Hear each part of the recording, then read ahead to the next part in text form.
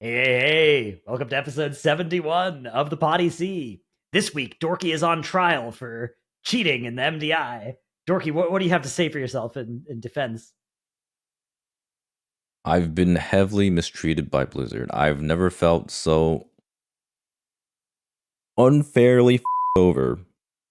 Maybe that's a little bit too early to be using an F word in the podcast. No, Frankel, bleep it out because it's in the That's first 30 true. seconds. That's Is true. that still a thing? But Can Yeah, you not? yeah, it's still the Can you meta. not? Is it like? But it's only in the first 2 minutes.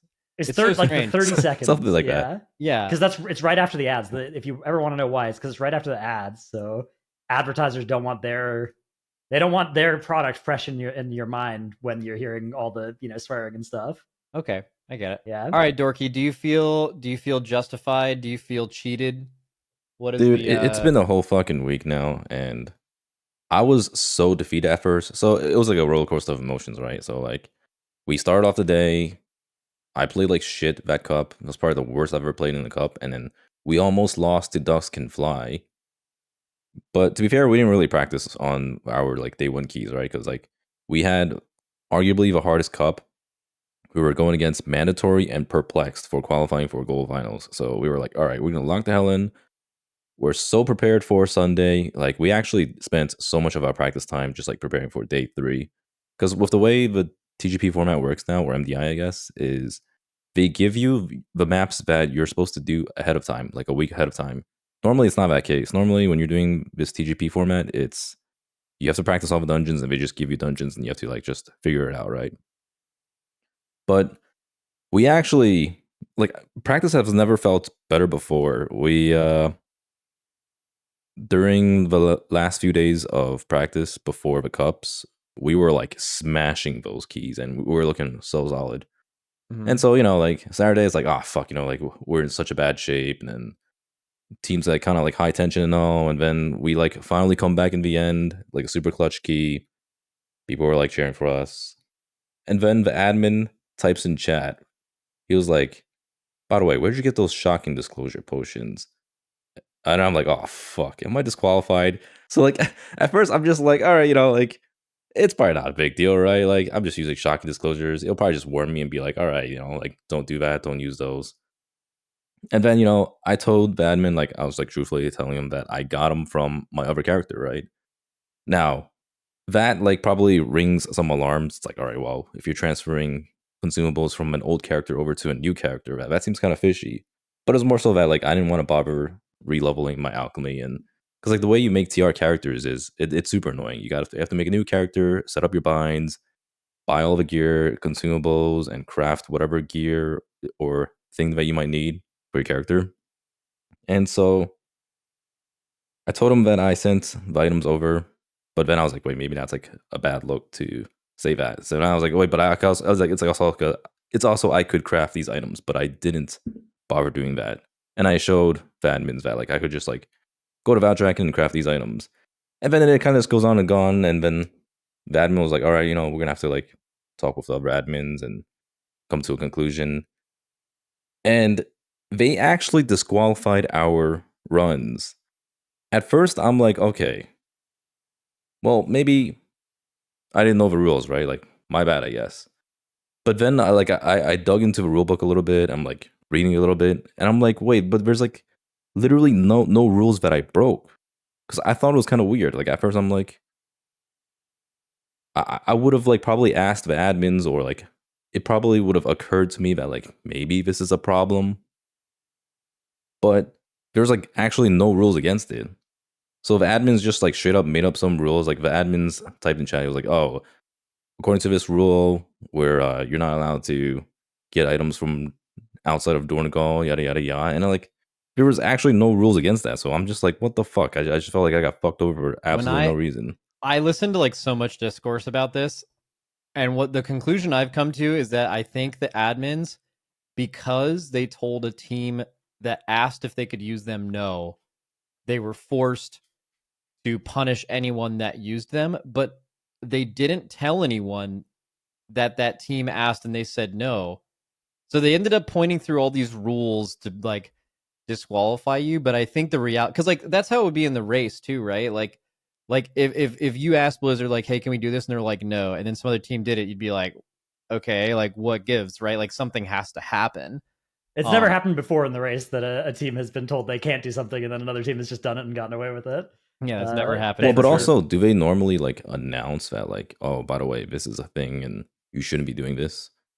Well, I mean, so, yeah, sometimes like in an open Discord, like, but that's the thing. They should have done that. Like if it was disqualifiable to use specifically a shocking disclosure, and you were able to get them on the tournament realm. Besides, you didn't even have to like send them on a character, right? You could have crafted them.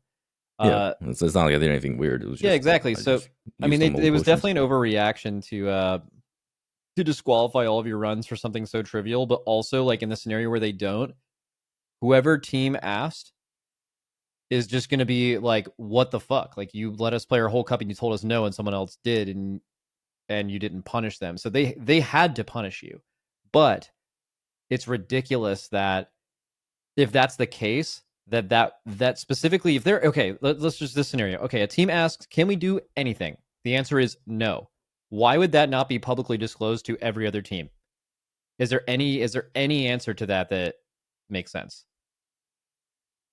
Yeah, exactly. Like, it's just ridiculous because this has happened in the past. And in fact, so there is an MDI Discord where they publicly announce, maybe not publicly, but like to at least the competitors, they'll announce all the different rules and things that are allowed or not allowed. So they'll have like, all right, these strategies are not allowed.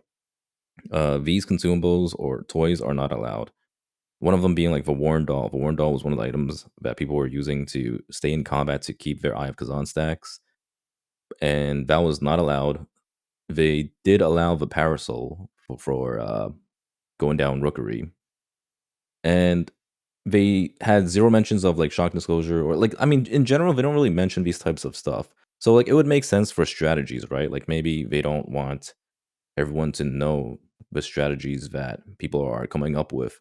But really, if they're disallowed, why not? I think if they're banned, it's weird. It's like definitely if it's allowed, you can't tell people, right? Because like the whole point of the competitive integrity, is that like you ask and then you know, that doesn't just mean that everybody learns your strat, right? But I don't know, is there a category of things they could tell you about being banned that would leak stuff about? I mean, it would definitely tell you what the other teams were trying to do and were thinking about, right? Yeah.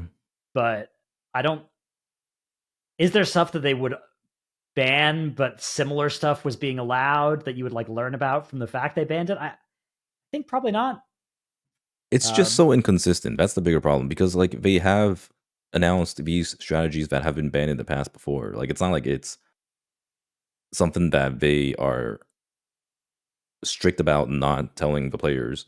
Like in some of the Dragonflight seasons, they specifically mentioned that you can't stand up in tent in Ulamont to like make the mobs not jump, or you're not allowed to like, you know, stand on certain spots where it might like stop a certain mechanic. But it's funny too, because I actually asked the admins if we could do the dog rooting tech in Workshop, right? So in Workshop, there's the dogs that jump and apply a debuff, and if you root one of them, it'll cause it to be in spell queue where it tries to jump but it can't. So the other dogs are waiting for that rooted dog to jump. But because that rooted dog can't jump, the rest of the dogs can't jump. And so I'll post a screenshot. So the admin got back to me and was like, just to circle back on the rooting dog strat, while a fix is incoming, it sounds like it won't be until after the weekend at least. So until it's fixed, we're going to approve this dog strat. Well, actually, wait, that's the wrong one. Before that, this was the first time I asked. A fix for the dog will be coming shortly, as it's not an intended mechanic. As such, this will not be permitted, right? So we were all under the assumption that the rooted dog tech was not allowed. And then Miscount did it on broadcast. And, you know, my what the fuck radars are going off. It's like, how is this allowed? They specifically told me that it was not allowed. And then, so, you know, I asked it for a second time, and they got back to me with what I just said, where, like, it's going to be allowed because, like, they just couldn't figure out how to fix it. So it's like, huh? Like, all right, so, like, I can ask about a strategy and they'll tell me no, and then, like, all of a sudden it's also, well, I mean, turns out it's going to be allowed until it gets fixed. Yeah, that's baloney. And also it sucks because you had been using it for a while and they got to you at the end of the day. Like, for example, so I'm not saying this is like they did something really, really wrong as much as you are justified in feeling like you got fucked. Has it been long Well, enough? they now? didn't do It their has. fucking jobs. That's what. Like, straight up didn't even do. Yeah. Like, their job is to watch us do the keys and make sure we're doing the right things. Oh yeah, and but they I didn't can even tell you fucking figure it out. I don't know how many people they have do that because like let's just assume you have all day like you do one key and then they're like, hey, stop using shocking disclosure potions, and even if they disqualify that key, you're fine. Maybe Yeah, I would I have don't been know if you were completely fine. close for who knows, like you're probably fine, right? So I can tell you they're not super keen on that. I'll give you an example of something that happened to me in the MDI that is infinitely more trivial and didn't end up mattering at all, but it will prove how much they're paying attention to this stuff, especially your practice keys. We did time trials in Toldagor, and I played a demon hunter, and it's the only time I ever played a demon hunter, and the demon hunter's name was Max Girthgang. Okay, that was the name of the character. It was in all of our time trials runs. We were number 1 or 2 on the time trials for that week. So like the character's name is just fucking there if Blizzard ever wants to see it. We go through fast forward to a cup. We do an entire weekend of the cup. On the second day, we end up having our first Toldagor. It's our second map in a best of 3. And I log on Max Girthgang for the first time, and they're like, wait, hold on a second. You can't play that character. That is a bad name. And for some reason on the tournament realm, you can't like forward a name change to a character. So they made me remake a brand new fucking Demon Hunter on the broadcast in between maps before we could play the game because I had a bad name. And they had 2 full weeks to look at that name and be like, you can't have this. And it wasn't until it was about to be on broadcast that they actually realized what it was, right? So forget what they're watching you do in your practice. They're not even watching the names of your characters when, you know what I'm saying? Like, there's not that much going on. Yeah, like it's actually insane. I mean, what makes it even worse is it didn't even fucking matter. So like, there's a lot to this, right? Like, first of all, I didn't break the fucking rules. It's completely on the incompetency of the admins. And second of all, this didn't even like matter at all. Like, okay, like obviously I used it because it was an advantage, right? Like, it's not like it didn't do absolutely nothing at all. Like, I'm being a bit hyperbolic, but like it just helped with potentially failing on the first pull. It's one of those things where when you're doing like a crazy high 21 Dark Flame Cleft, there are like so many different variables that could go wrong, right? Like maybe this potion would have given me like a 1% extra chance of this one specific scenario not fucking up. Like maybe my immolation aura doesn't tick an extra time, and that shocking disclosure could have helped, right? Because like a lot of people were asking me, they were like, so like, why did you even use the shocking disclosure? Like, what does it do? People were like thinking it's like some crazy tech that I came up with, but like, it's literally nothing. To start for yeah, it's for threat, but yeah, there were teams were wiping to threat on that poll, but not you guys. But it did. Okay, I don't know about that. Like, I don't think it would have made a single difference. Yeah, that's the thing, right? Like, is that the reason why you guys had a consistent first poll in that dungeon? I mean, or like you said, there's a million things going on that poll. I was about to argue like the severity of it doesn't matter, like how good or how bad it was, if it carried a poll or if it completely different matter.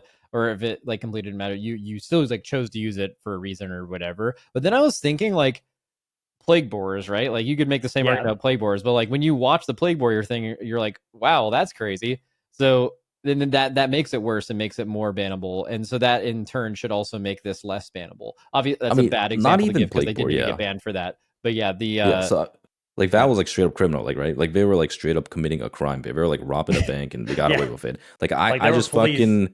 Yeah, I just like loitered in a spot that I didn't know like no loitering was allowed, and I got fucking shot on the streets. You just got sent to jail forever. Yeah. Well, no, I got straight up like shot, like fucking. I just got taken out. Killed. I couldn't even continue to play the tournament. We straight up spent an entire month of practicing 12 hours a day. We were like behind because I didn't even play time trials. Like I straight up didn't get TR access. Same with our Boomkin player, Tarsance of Dratnos' guild. Yep. We just subbed in for Yips and Kess. And so like, we were like already playing from behind and we were just like practicing so much, and we were starting to feel good on that last week, and we just get completely fucked over. Like we should have just got shot on the streets for just loitering around. And it's so fucked because like at first we were like, all right, maybe none of this shit even matters because Yeah, well, you're actually, free. no, but before that, You're free. Yeah, well, It's the MDI feeling of when you lose, but you're like, oh my god, we don't have to wake up and practice for 16 hours tomorrow. I feel fucking amazing. Did you feel that at all, or did the DQ rob you of that normal? well, great feeling? there's a bunch to it. So at first, when they told me I was like hour 21, or Dark Flame Cleft was disqualified or like not counted, I'm like, well, you guys might as well take our fucking 18 and 22 because like I abused the fuck out of my shocking disclosure video. I was being petty, right?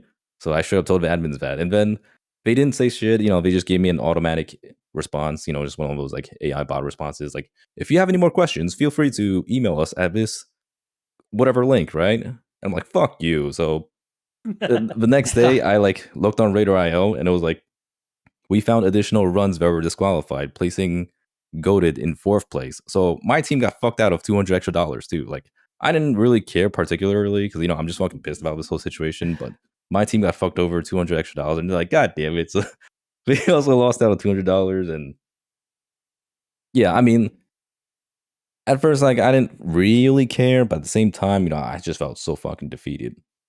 So, like, yeah, like, even though we kind of escaped jail, actually, that's what I told my team before the cups, right? Like, they're like, oh shit, like, and I'm like, whatever happens, happens. Like, if we lose, it's still a win because, like, at least we don't have to do any more MDI practice. MDI, the most fascinating thing ever, by the way. You go into a tournament where you're competing, and it's a totally reasonable thing to be like, guys, if we lose, all good, because we just don't have to practice anymore. Yeah, but it feels really bad because Perplex played like shit on Sunday, and we would have completely shit on them. Like, I mean, obviously, it's like all hindsight. Like, we don't actually know, but like, we were feeling so confident, and their performance was like complete dog water. And just like the feeling of we could have won feels really bad. Yeah. Yeah. Yeah, I don't know. I mean, so obviously I have a lot of friends on both sides here, right? Like I cast this thing, so I'm involved on the Blizzard end of it, but also one of the members of your team is a current guildie of mine. 2 of them are former guildies. And then I got, you podcast host. So I'm very, very, I can tell you that there are a lot of, good people trying to do the best job they can, handling a lot of different, stuff that is not necessarily all from them, right? It's from like different people, different places and stuff. I do think that the rules definitely should have some more clarity about like, because like if you're not actually breaking anything by the letter of the law, and it is such a small impact thing, I don't know. I mean, again, obviously I've got a lot of bias here because it's my guildies basically on this team, right? Like but I was very sad to see it go this way. I think the big thing is ever since the Plague Wars and the whole like rethink of the rules, where like the new meta is you always ask on anything, like anything at all. You ask, you don't try and like slip one by Blizzard anymore. You don't try and like sneak. And I'm not saying you were with Shocking Disclosure, although I know there were teams that were trying to sneak the A-bomb unsummon resummon thing by Blizzard. There were teams that were trying to sneak other stuff, like other like little exploits like that by Blizzard this time around that I know of, and those strategies were approved, right? Like there were teams that then submitted them and got them approved, but like basically if you're one of the teams out there, if you're an MDI team that's out there and you're trying to like hope that Blizzard doesn't notice something and the other teams don't know something, like you're not being as sly as you think. The other teams all know about it and people are asking about it. So if it's getting banned, if it's not being allowed, like you're just hurting yourself. And if it is being allowed, you're not helping yourself by not asking. So it's not like it was, 5 or 6 years ago or whatever, where if you didn't ask about it, you could get in that situation where the admins told the other team no, and you didn't ask, and then you get away with it because they don't want to do like a DQ or whatever. They are instead. That's for the same reason why mandatory got that dark flame or the thicket, dark heart thicket. Yeah, remember that was when they got also that ridiculous. that Yeah. run. But I mean, that DQ. was against the rules, which like that's why it's weird, Yeah. right? Because like I thought about it too, and like a lot of people were like, "Oh well, should have just asked the admins," and that's kind of like a no shit. But at the same time, it's like it never occurred to me or my teammates because my entire team was like, it's not like I was just secretly doing this on my own. And we have a lot of veteran players. Like not a single one of us thought to ask about this. In fact, we were gonna use a potion of gust, which is also another dragonflight potion for workshop, just to like make the Gallywix skip a little bit potion. quicker. Yeah, the jumping potion, super cool potion by the way. And yeah, it's weird how like if you think about it on the live servers, there's so much stuff that is very easy to do with like buying an old potion and then using it is like trivial to do, whereas getting a parasol on your whole team, like which of these do you think you could execute in a pug? Trading everybody a stack of potion of gust for something, or making sure that everybody actually has a parasol toy from one of the sources of that, right? So it's weird that like I don't know. I'm of the opinion that if it's something you can do on live, it should be allowed. Well, but not just that. Like, it's MDI. straight up not in the rule books, right? So it's not something where we're like, like maybe we should ask about this because it's kind of like sketchy. Because like we did like the mandatory situation, that was actually us who asked about that specific thing that mandatory did.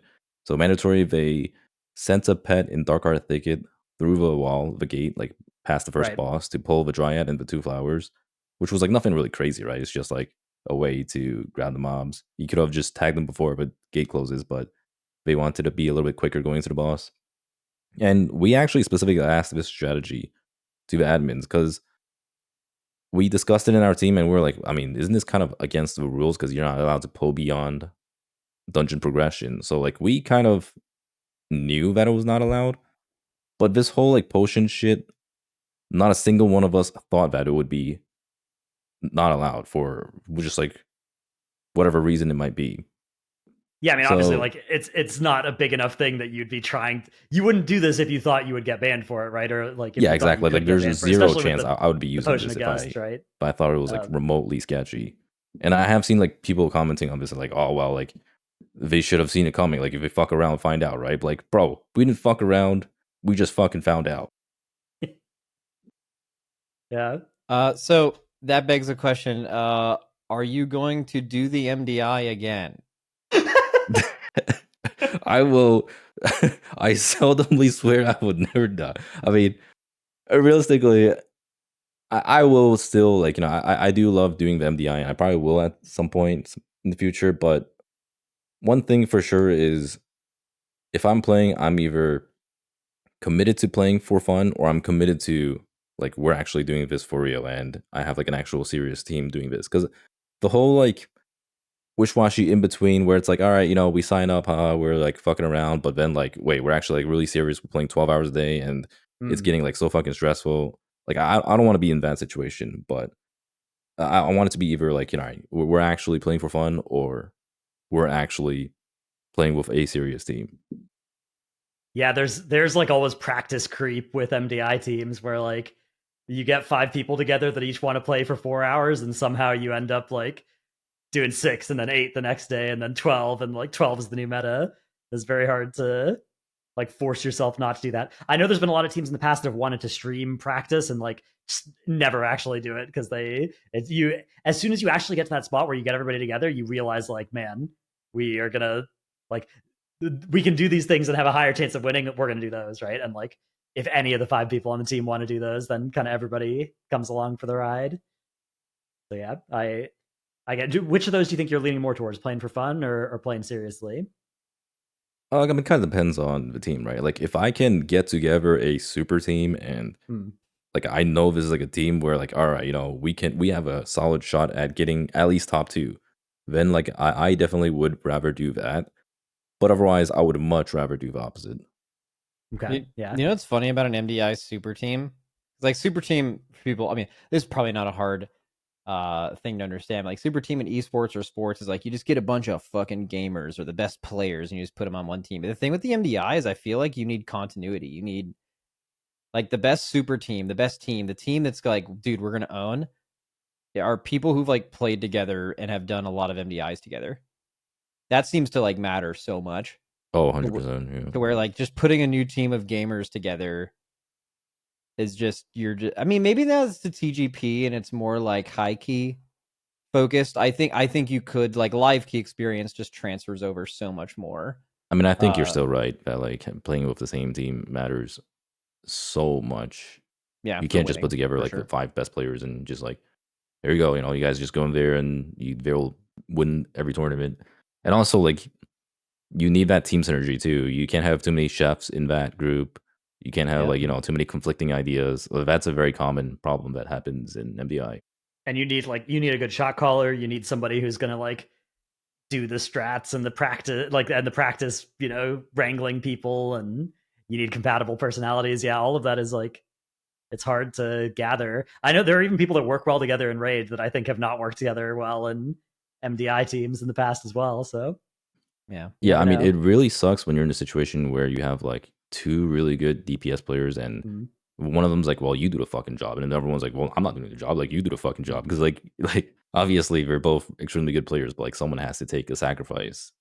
Yeah, because if you're just picking up the best players, you often are going to end up with 5 kind of greedy players that don't like doing jobs, and then that can be a really awkward spot where everybody's optimizing every pull from the perspective of what's good for my damage, and not how can I help make this work. Well, I mean, I also wonder in dungeons how many elite shot callers, one of those people you play, Greg is one of these people, right? You play with Mythic Plus Greg or Evade, yeah, just someone who's you're in their group and they've got that shit locked down, right? I wonder how many elite shot callers there are that compete in the MDI at all. There are very few. In fact, that's one of the players that are frequently scouted from what I've heard. I'm usually on the ins with these MDI teams, and I usually see the things that the public don't really we don't really see the team dynamics and how they're looking for players. And I know a lot of these teams, obviously not Echo or Wunderbar, because they already have Gingy, but a lot of these other teams, they're actively looking for these types of players who are able to do it consistently while playing at the highest level, because no matter who it is, that is thing to do in the game. Yeah, it is by far the hardest role in MDI. It's not doing big damage, it's not being the best healer, it's not being the best tank. It's straight up being that person that's capable of consistently calling every single thing throughout every single dungeon while staying alive and doing competitive damage. Because I have never seen a single one of these players able to be the best of it all. The best way to describe it, I'm pretty sure JPC described this once, is the person doing the shot calling gets a 10% debuff, and that debuff can vary, right? It could be a 10% debuff, it could be a 20% debuff, and that could be to whatever it is, right? Maybe they'll do 10% less damage, or maybe they'll die 10% more often, or just something, right? Maybe they're not gonna heal 10% as much. It's a raid leading thing, right? Exactly. And somebody has to take the debuff. Why was there a 21st man ever? It's because having someone in the raid with a 10% debuff doesn't make any sense.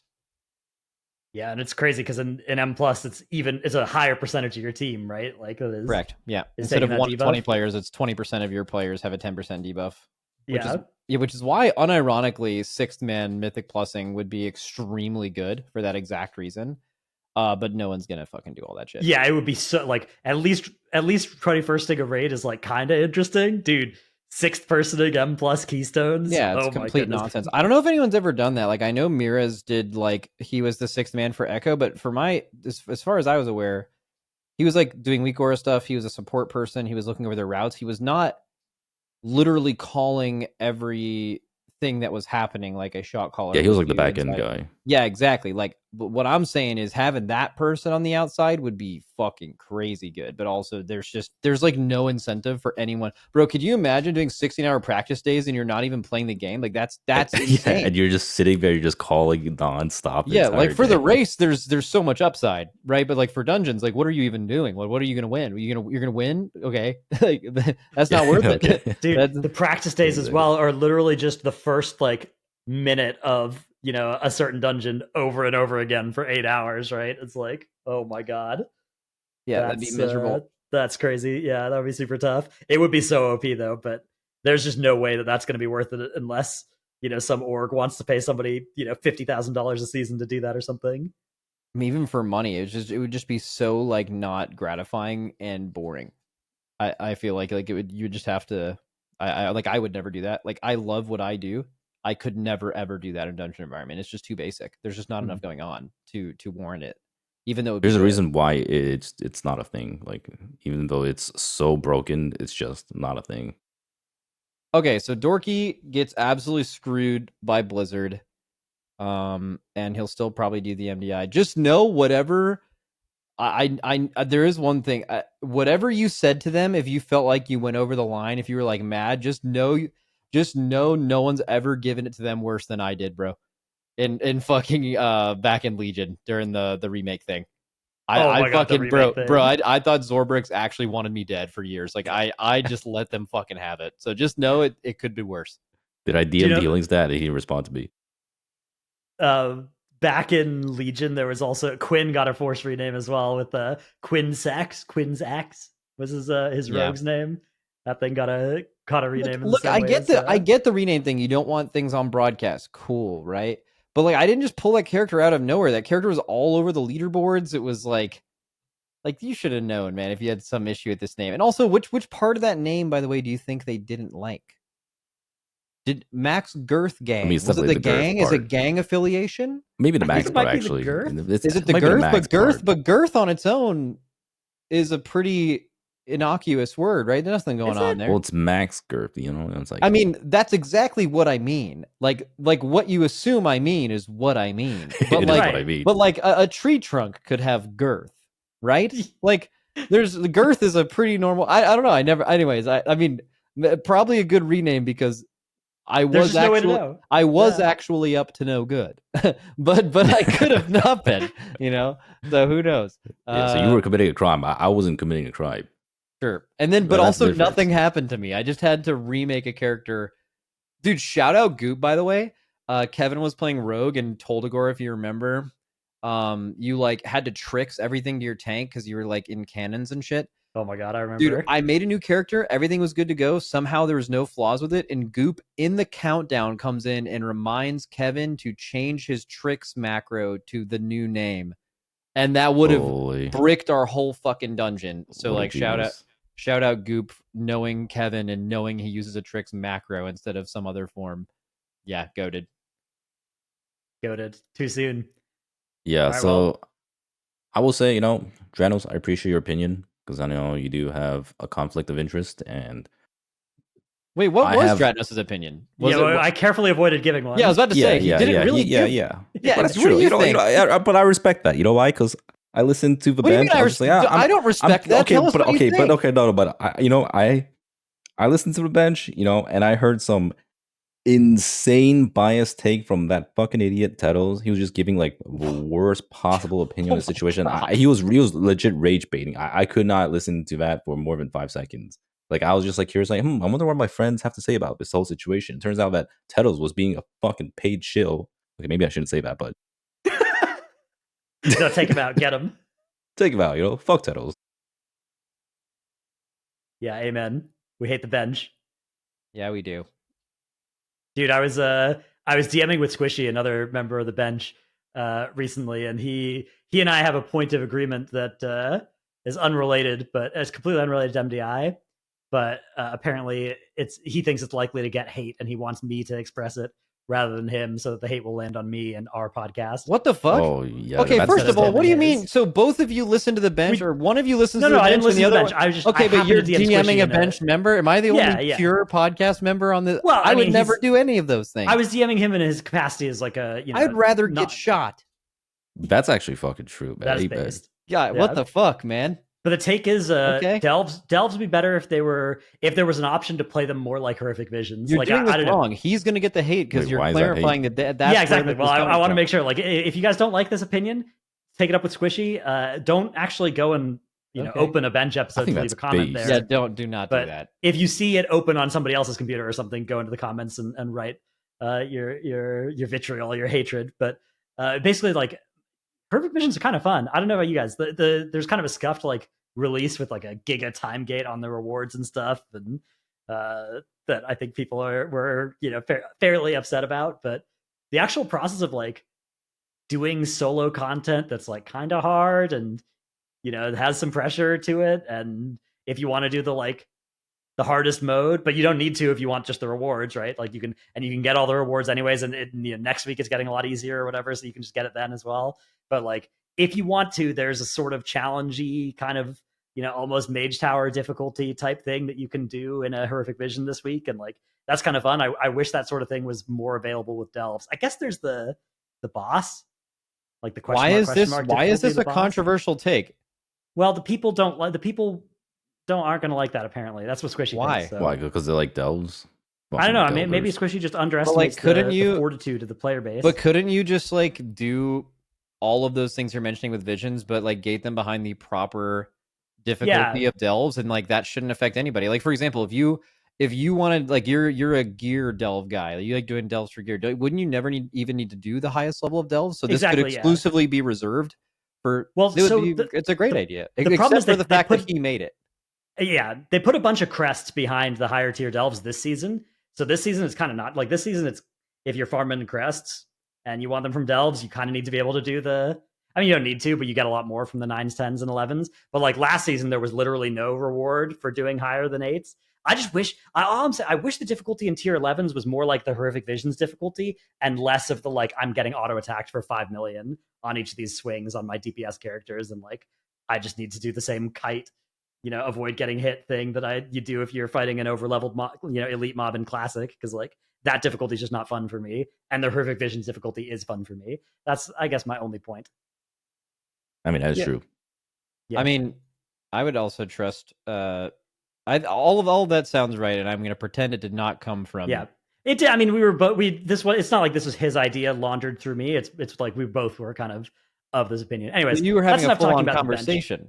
I'm sorry, man. I'm sorry. Okay, Jesus Christ, I relapsed. Okay, I've been friends with him before the bench, and I don't know what happened. Never again. I'll block him right now, dude. I haven't even before we get into like the the add-on stuff.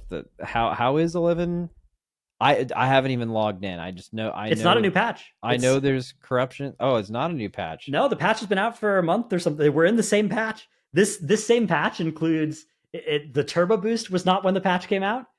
The corruptions and Horrific Visions aren't when the patch came out, and the Dastardly Duos thing is also not when the patch came out. All of those are time-gated events within the 11.1.5 patch. I have a question for you then.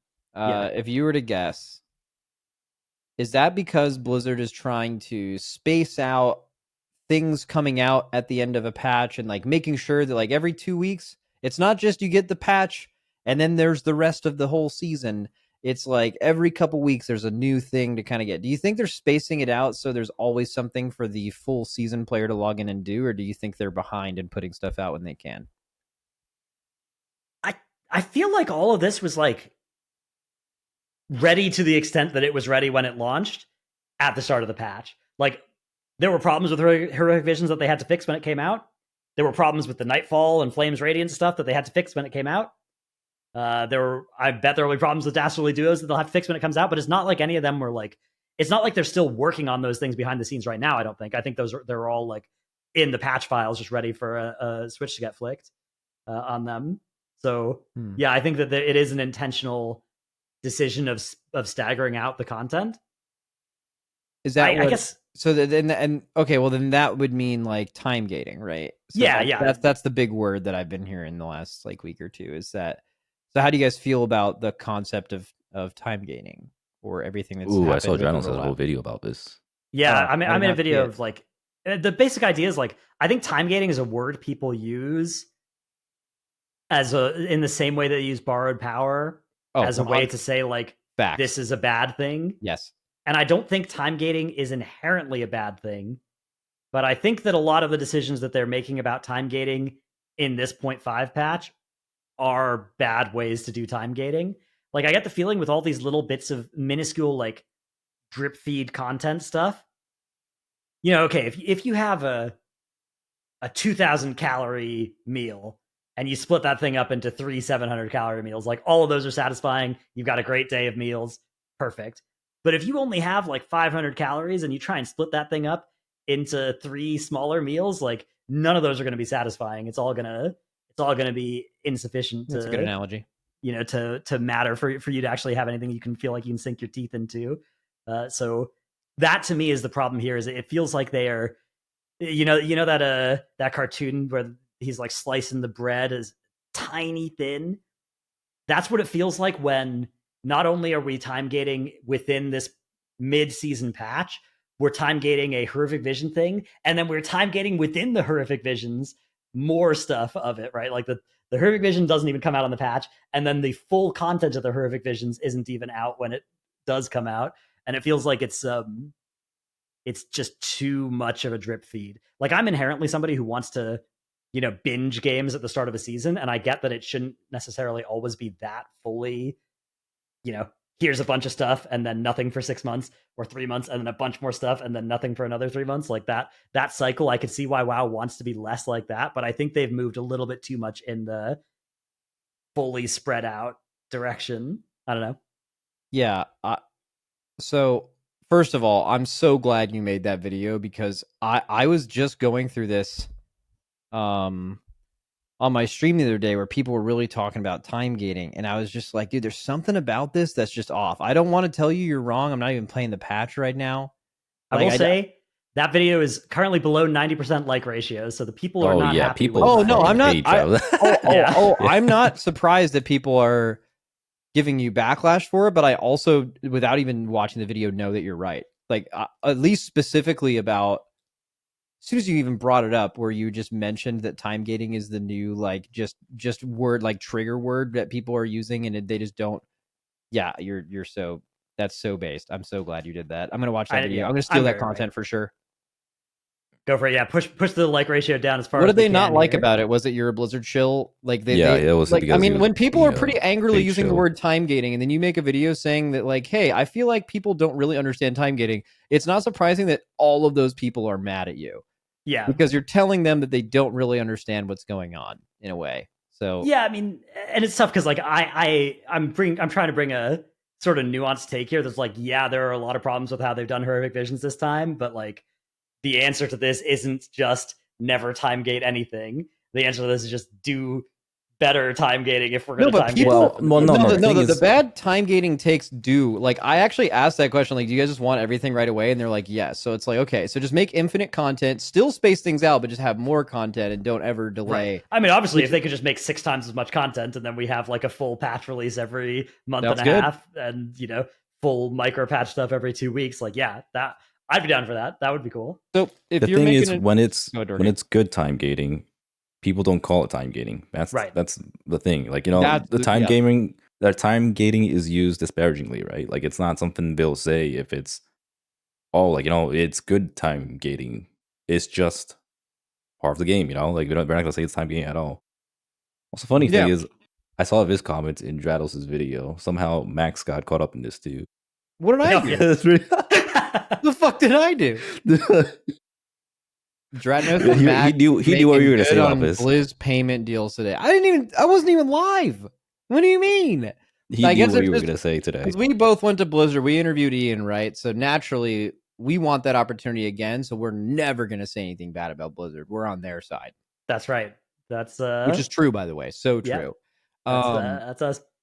Here to shill. Dude, okay. Anytime you hear us being critical, it's so that we can keep our credibility, so that for the important stuff we can shill more effectively. I have a question about time gating. If you make, we're game developers and we make a brand new MMO. Okay, what most people who create an MMO will do is they're going to have that first patch of content at least done by the time the game releases. Because if you're releasing an MMO and you're already behind, you're fucked, right? So, question: you release the MMO, but you don't release the first patch content when the game comes out, even though it's done. Is that time gating? Yeah. I mean, so that's bad. You definitely, yes, right? Yeah, like so that, I mean, that definitely is time gating, right? Fuck you, game, for doing that, right? They should never do that. It should give us all the content right away. So I want to use Dratnos' example again, his whole calorie example. Like, while it is true, like, if you have 3,000 calories to consume for the day and you split it across 3 portions or however many, it's not as big of a deal because, like, you still have, you can still get an entire day's worth of calories. But what makes it feel really good is if the budget is much higher, say, like, you can have up to 6,000 calories and you can choose to get however much calories you want. So much food, by the way. And, but that's like the upper limit, right? God bless these United States of America. Yes, sir. Yep, amen. But you know, when you look at games like classic World of Warcraft or when Lost Ark first came out, those felt really good to play because you could just binge as much as you want, right? Like you could have just jumped into classic World of Warcraft. There was like 0 time gating going up until max level, which is just an insurmountable wall. And it kind of felt the same with Lost Ark, right? Like when we were playing Lost Ark when it first came out, it was like, all right, there's like so much content. You get to like max level, then you get into like 1300 item level. You're doing all these islands, you're doing all these different raids and dungeons, and there's just like a ton that you can consume. That's when it doesn't feel bad. But if it's just like, you know, small portions here and there, kind of like what Dratnos was saying, especially with this whole visions situation, it feels pretty bad. Yeah, if you're releasing a bunch of patch content and none of it feels like it fills you up, you're like, where's the rest of it? I have to wait 2 weeks for this thing and I have nothing to do right now? Yeah, it feels like shit. Makes sense. Yeah, exactly. I mean, like a lot of people's experience with visions is log in, do 30 minutes to an hour's worth of stuff, and then you see a bunch of like red stuff that's like, hey, you can't do this yet this week, right? Like this is currently not available. Get this next week, and like that is just what Dorki was just saying. Exactly, like you're running into that. But not only can you not binge it, but you can literally see the content that's there. You just can't do it. Like how bad is it? Like for example, how much worse does it feel if you know, right? Like you know what's going to come later in the patch, and you can literally see it not being available on your screen versus you just getting what you get and then just going with that, right? That's the MMO, the new MMO argument, right? Like I guess like right now, for example, maybe a lot of people don't know this, like they're working on next expansion and next raid, like literally as we're completing the previous raid for the first time, right? But like maybe you don't, so it could be done before you that patch could be done, but as long as you don't know, you feel like you're not being time gated, or if there's enough for you to do. Maybe the issue is that time gating has now been associated with the feeling of bad, right? Like it is a purely negative thing when you could time gate something and it make, like the MMO example where it makes perfect sense, right? If there's enough content already. So yeah, you made a video where you chose a buzzword, knowing it was a buzzword, explained it was a buzzword, made all the people using it mad, and on top of that, by saying that you didn't quite understand, probably before they even listened to your argument, they went to the comment section immediately to call you a Blizzard shill. Is that what happened? Yeah. I mean, okay, look, probably. It's still got almost 90% likes. You know, there's still a lot of people who. I mean, that's low for Dratnos video. It's very low. Dratnos videos are like 99%. For anybody wondering, okay, like of my last videos, let me read out the like ratio. It's 89.2 right now on this one, and then 98.5 on the one before, 96.5 the one before, 97. So yeah, this one is has got like quadruple the dislikes as usual, which I don't know. I mean, I knew that would be a likely outcome when I released it. I thought it was especially because so I made a Horrific Visions sort of tips and guide video thing on Tuesday, and in that I sort of ranted about the time gating, and then I looked back and I was like, well, I find myself a little bit too far on the anti-time gating side in this rant, and like I don't think I gave a fair, defense of using it as a good tool in future. And well, you got owned as if you did, though. Yeah, well, that's all good. That's this is the price you pay when you agree to become a Blizzard shill. So that's true. and depending on your thumbnail and your title can definitely matter too. Like the thing I always remember with that is Preach, when he made the like, I'm not making WoW content. Like he made daily WoW content for like forever, and then he just stopped. And the video was just him saying, I'm not quitting WoW. I might come back. I want the game to succeed, but like I'm just not going to make daily WoW content anymore, which is the most like not controversial, totally reasonable thing ever. It was also during like the Shadowlands like lawsuits, and like it was like very high approval to say those things, right? But the thumbnail and the title made it seem like I'm quitting WoW because this game's shit. That was the vibe given across by the thumbnail. And not only the comments of that video, but like if like Preach got brought up in a WoW stream for a while, people were like, so still true. To this day. Yep. Yeah, to this day. I literally, I mentioned his name once, and then people would be like, oh, well, that guy quit WoW forever, and now he's making WoW videos again. Like, bro, that's not what he said, but I still see this that at all. To this day. He didn't, the entire video did not give any of that, but it doesn't matter. People didn't watch the video. They just saw the thumbnail and they saw the sentiment And it was at a time where like so many people were leaving WoW to do other things where they were like, all right, add him to that list. Fuck that guy. And then, Yeah, then your reputation. I honestly think like specifically a case study on exactly that video and the contents of it versus the title and thumbnail are like fascinating to me. It totally changed the opinion of a person. Yeah, we got to make this thumbnail spicy. It's got to be something like Dorki quits MDI forever, huge drama or something like that. That'd be really Bro, good that's to have. not even huge drama because you've said that like fucking 20 times. I never said that before. And you just always do it again. I never said that before. You're yes, you have. You have said I'm never a preach doing watcher right now. You're Dude, you said it on this podcast. I'm pretty sure. All right, link the source. Okay, man. But anyways, this whole time gating thing reminds me of the beginning of a patch. You know, when all that comes out is the new island or whatever, like the new Undermine, and everyone's bitching about like, well, where's the content? Like, what am I supposed to do? It just feels unsatisfactory. It's like you go in there, you do your quests, you unlock the new zone, and then, well, now what? Like, where's my M+? Where's my raid? Yeah. How do I can't even PvP? Dude, yeah, at least there's like a pretty wide set of the player base that does get good value on the first week of the patch. It's not us, but like people for whom the questing and like, oh, there's a new rep and a new rare, to farm or whatever for some new maps. Specifically, not to feel FOMO. Like yeah, they exactly. Like the Blizzard does not want that massive amount of people to feel like they can't do all that stuff because they have to just get in keys and start grinding away. But though that section of the player base was, along with pretty much everybody else, a section that busted their head into the bad side of the time gate with the Hervik Visions thing, if they were even still playing this late into the patch, which obviously not everybody is.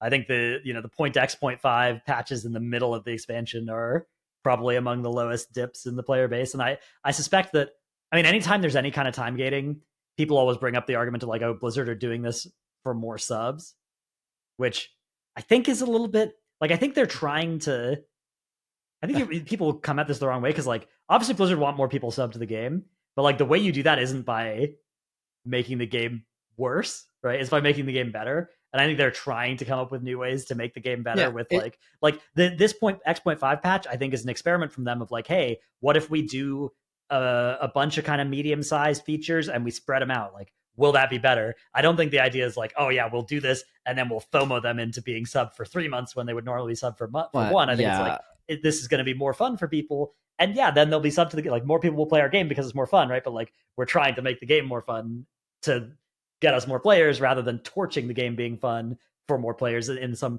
as if that would ever work, right? In any kind of sustainable fashion. Yeah, it just depends on your opinion of Blizzard. Like, and I would say a decent amount of people that would look at it from the lens of like Blizzard is always doing this to like fucking they picture them in their head, they close their eyes and it's like Bobby Kotick. It's like like a goblin rubbing his hands together, like trying to get money. Like if you see that, like your opinion is always going to sway towards things like that because you just don't have trust in them. It's a bad faith, right? You don't agree with their shade. They're bad. But I think the sub model, dude, actually he mentioned this recently in a I don't know if either of you saw it, but he had there was a game developer conference and Ian had like a 1-hour presentation and did either of you see it? I saw that it happened. I didn't watch it yet. Bro, you of all people should watch it. It's fucking fascinating. He mentions like desire, desire paths are. Yeah. So he used desire paths as a example of like game design, and like you should basically never try to do what cities do, which is they try to cover up the desire path with like a bench or a trash can or something. Like you should probably, if players are showing you they're playing the game a certain way, you should adhere to it, right? There's a lot of like WoW corollaries and lessons they've learned from there. PoE 1 and PoE 2 is like probably a perfect fucking example of like a desire path. Anyways, he talks about a lot of things, including that in that thing, and I just think you of all people should. Yeah, I definitely will. You would really, it's right up your alley. I watched and reacted to the whole thing and it was fascinating. But like, okay, here's another thing though. If Blizzard is trying to like get more people to stay subbed, which is like their best idea for business, to do that, they need to make the game more likely to have you want to sub to it outside of, the major patch releases or something. And I feel like that is a pretty wholesome, or should be, that should work for everybody. If you're a player and Blizzard is fighting harder to get your sub outside of a patch release, that is good for you, right? I mean, they've done a million things for it, but like them just releasing more content throughout a patch, or like the trading post, or all the things you could kind of say like, hey, these are kind of specifically made to like, you want to be here for the whole 6 months. I feel like that community of players has felt kind of left behind, especially since artifact power has been gone from the game. Like that was one thing, that artifact power was like, those people were fucking there. Like there was always something to make your character stronger. Those people were so happy during those years, where people who were not all season players kind of felt like they were behind. And now I think they're doing stuff for that. So I don't know if that notion of like, oh, Blizzard is trying to like do more to get sub prices. I think, I'm not saying they don't specifically do some like big corporate business shit, but I'm just saying a lot of the stuff that they've done, it makes sense that like you as a player, I personally don't view it as like there's stuff they do that I think is bad. That doesn't seem evil. It seems like they should be fighting for your attention in a sub-based model. That sounds good. Yeah. Yeah, I mean, there so- is. Go ahead. I was gonna go back to the whole calorie argument again, or whatever. On one hand, it's like, yeah, Blizzard is trying to just keep you consistently fed the whole time, but a lot of players, they kind of just want to binge and just be done. Mhm. I think those are the players that are more unsatisfied with this. Like, it's like, yeah, sure, they could be playing all 6 months, which is great for the sub and great for a lot of players, but there are also a lot of players who just want to be able to play the game for like 2 weeks, kind of like an ARPG, right? Like Mhm. they'll play Diablo 4 for a couple of weeks, have a great time, and just like binge through all the content, and then quit, and they're completely satisfied. Yeah, I think But, we like, all imagine- agree. We all agree that they haven't given us enough calories in the Yeah. patch, right? But just like that's imagine obvious. if ARPGs had that same model of like, all right, well, like you're not going to be able to get to It'd a be certain dead. item level until the Right. next week or the week That'd be after. totally dead. Dude, D4 And then even yeah, does like a if you had little to bit play of that this, for like an where, entire month. Like D4 does events outside of season launches, and it's so weird to me. It feels like they did like a Berserk collab thing, which I'm not a Berserk head. When they but I know introduced there's- leaderboards, it was like halfway through Yeah. a season for the first time, and it was like clearly that's an emphasis of theirs. Was like, let's get people Yeah. playing. We're no longer the ARPG where you play for a weekend. We're gonna be the one where you log in 3 weeks later. It's like, bro, I know a lot of people play ARPGs. Like, ain't a single one of them gonna do that shit. And that doesn't mean that the game is bad, that people play the game that way. It's actually it's nice to do that. Yeah, maybe it just means I'm out of touch with the like couch Diablo players that actually are going to get hit by those sorts of things. But it always seems so weird to me because every single Diablo event that's been like that, I've just had zero interest in logging in for. But I would have if there was like at the start of the season, perhaps. So Dude, you want to know we're out of touch with the average Diablo player thing? This is a real stat. Yeah. In Diablo 3 and 4, the majority of the player base in both games does the campaign and then quits. Yeah, I mean, I don't find that surprising at all. That would basically be me. Mm-hmm. But that's how I treat a lot of these games Bro, too.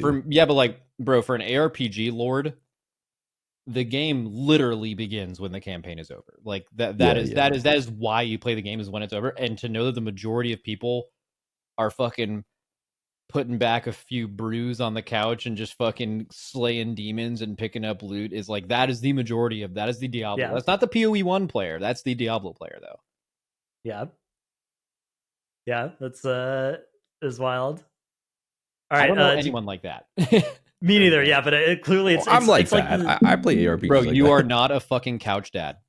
Okay, I'm not a couch dad, but I do enjoy ARPGs for their campaign, and then usually it's like I don't really care about the endgame too much. Like you watch the cutscenes and you're like, dude, yes. Yeah, but not that way. just being in cutscenes. Yeah, Not that way. What do you mean, not that way? I just said, dude, yes. You seemed like you were I feel getting a like- degree of pleasure from a cutscene. Oh that no, was no, a I was bit not over the nutting. amount I that wasn't we're- nutting. I was Okay. I was just like, this is awesome. Okay.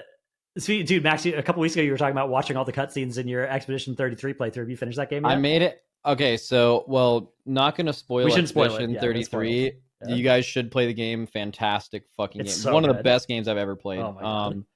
I watched cutscenes until the point in the game where like I feel like they made you really care about a bunch of shit, and then they just kind of made it all not matter. Yeah. Okay. And when that happened, I was like, bro, what the fuck? And then I just didn't watch a single other one. But that was like kind of near the end of the game, so I made it a decent bit. Okay. Yeah. That I was still a spoiler? fan after that point. We could beep that out. I think that's like pretty basic. You know, it's whatever. Someone might not have that opinion. Subjective. Yeah, okay. that game owns though. Yeah, you guys game gotta hard play it. owns.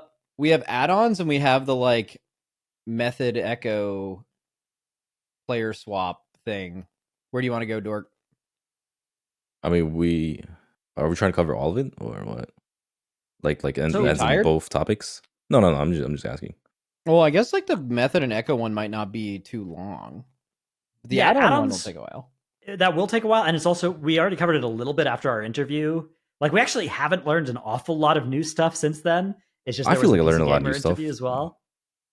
Isn't it like a pretty big revelation? The whole Yeah, they're gonna remove party but- CD tracking and Okay, stuff it's like so that. funny. Like we talked about it, and all of that information was available. And then there was a PC Gamer article where Wowhead came back to Twitter to post about it, and then dude, you guys see that? By the way, WoW had back to Twitter. Oh my god, it was crazy. They like ghosted Twitter for 2 months or something, and then Yeah, they they came went to Blue crawling Sky, back, came like crawling everybody back. else does to Yeah. Twitter. Yeah, Twitter's inevitable. But they which by the way, there were so many like comments in that tweet thread because I saw the tweet and I'm Yeah. like, bro, I know there's some assholes in here just being like, yo, how'd Blue Sky go? And it's just there's so many of them. But the that they basically just announced what they said in that interview, as far as I could tell. And then it was just like this big fucking deal that everyone was talking about. Oh, it was already Maybe- on. Yeah, I mean, nobody watched your video. So Yeah, I was about to say. That's what I that made didn't me watch it for realize. sure, that so- made me realize. Like, I went on stream to like spit about this after it was over. Like, when I came back from my vacation, and people were like, "Yeah." And then I had the exact same conversation after that article, and people were like so emotional about it. I'm like, this is the same thing. We've already talked about this, but people don't listen. But reading easy. Yeah, no, yeah, I didn't know about it either. I like straight up. I just saw it posted on Wowhead or some shit, and it was like, oh wow, like, this is a pretty big deal. Well, there is a new one actually. I believe Dratnos. I don't know if I don't think we talked about this with him during the interview or afterwards, but they said that like you won't be like basically you're not going to be able to like have UI based stuff and like you're not going to you're going to have Blizzard based buff and debuff tracking.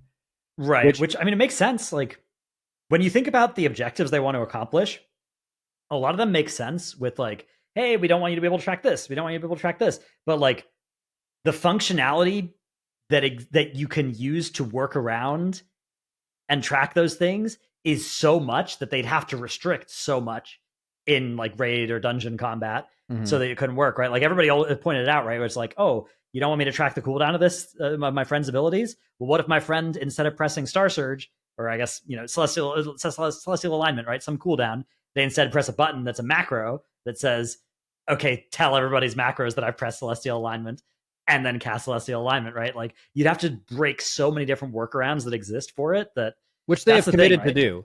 Yeah. That's that they want to do all that.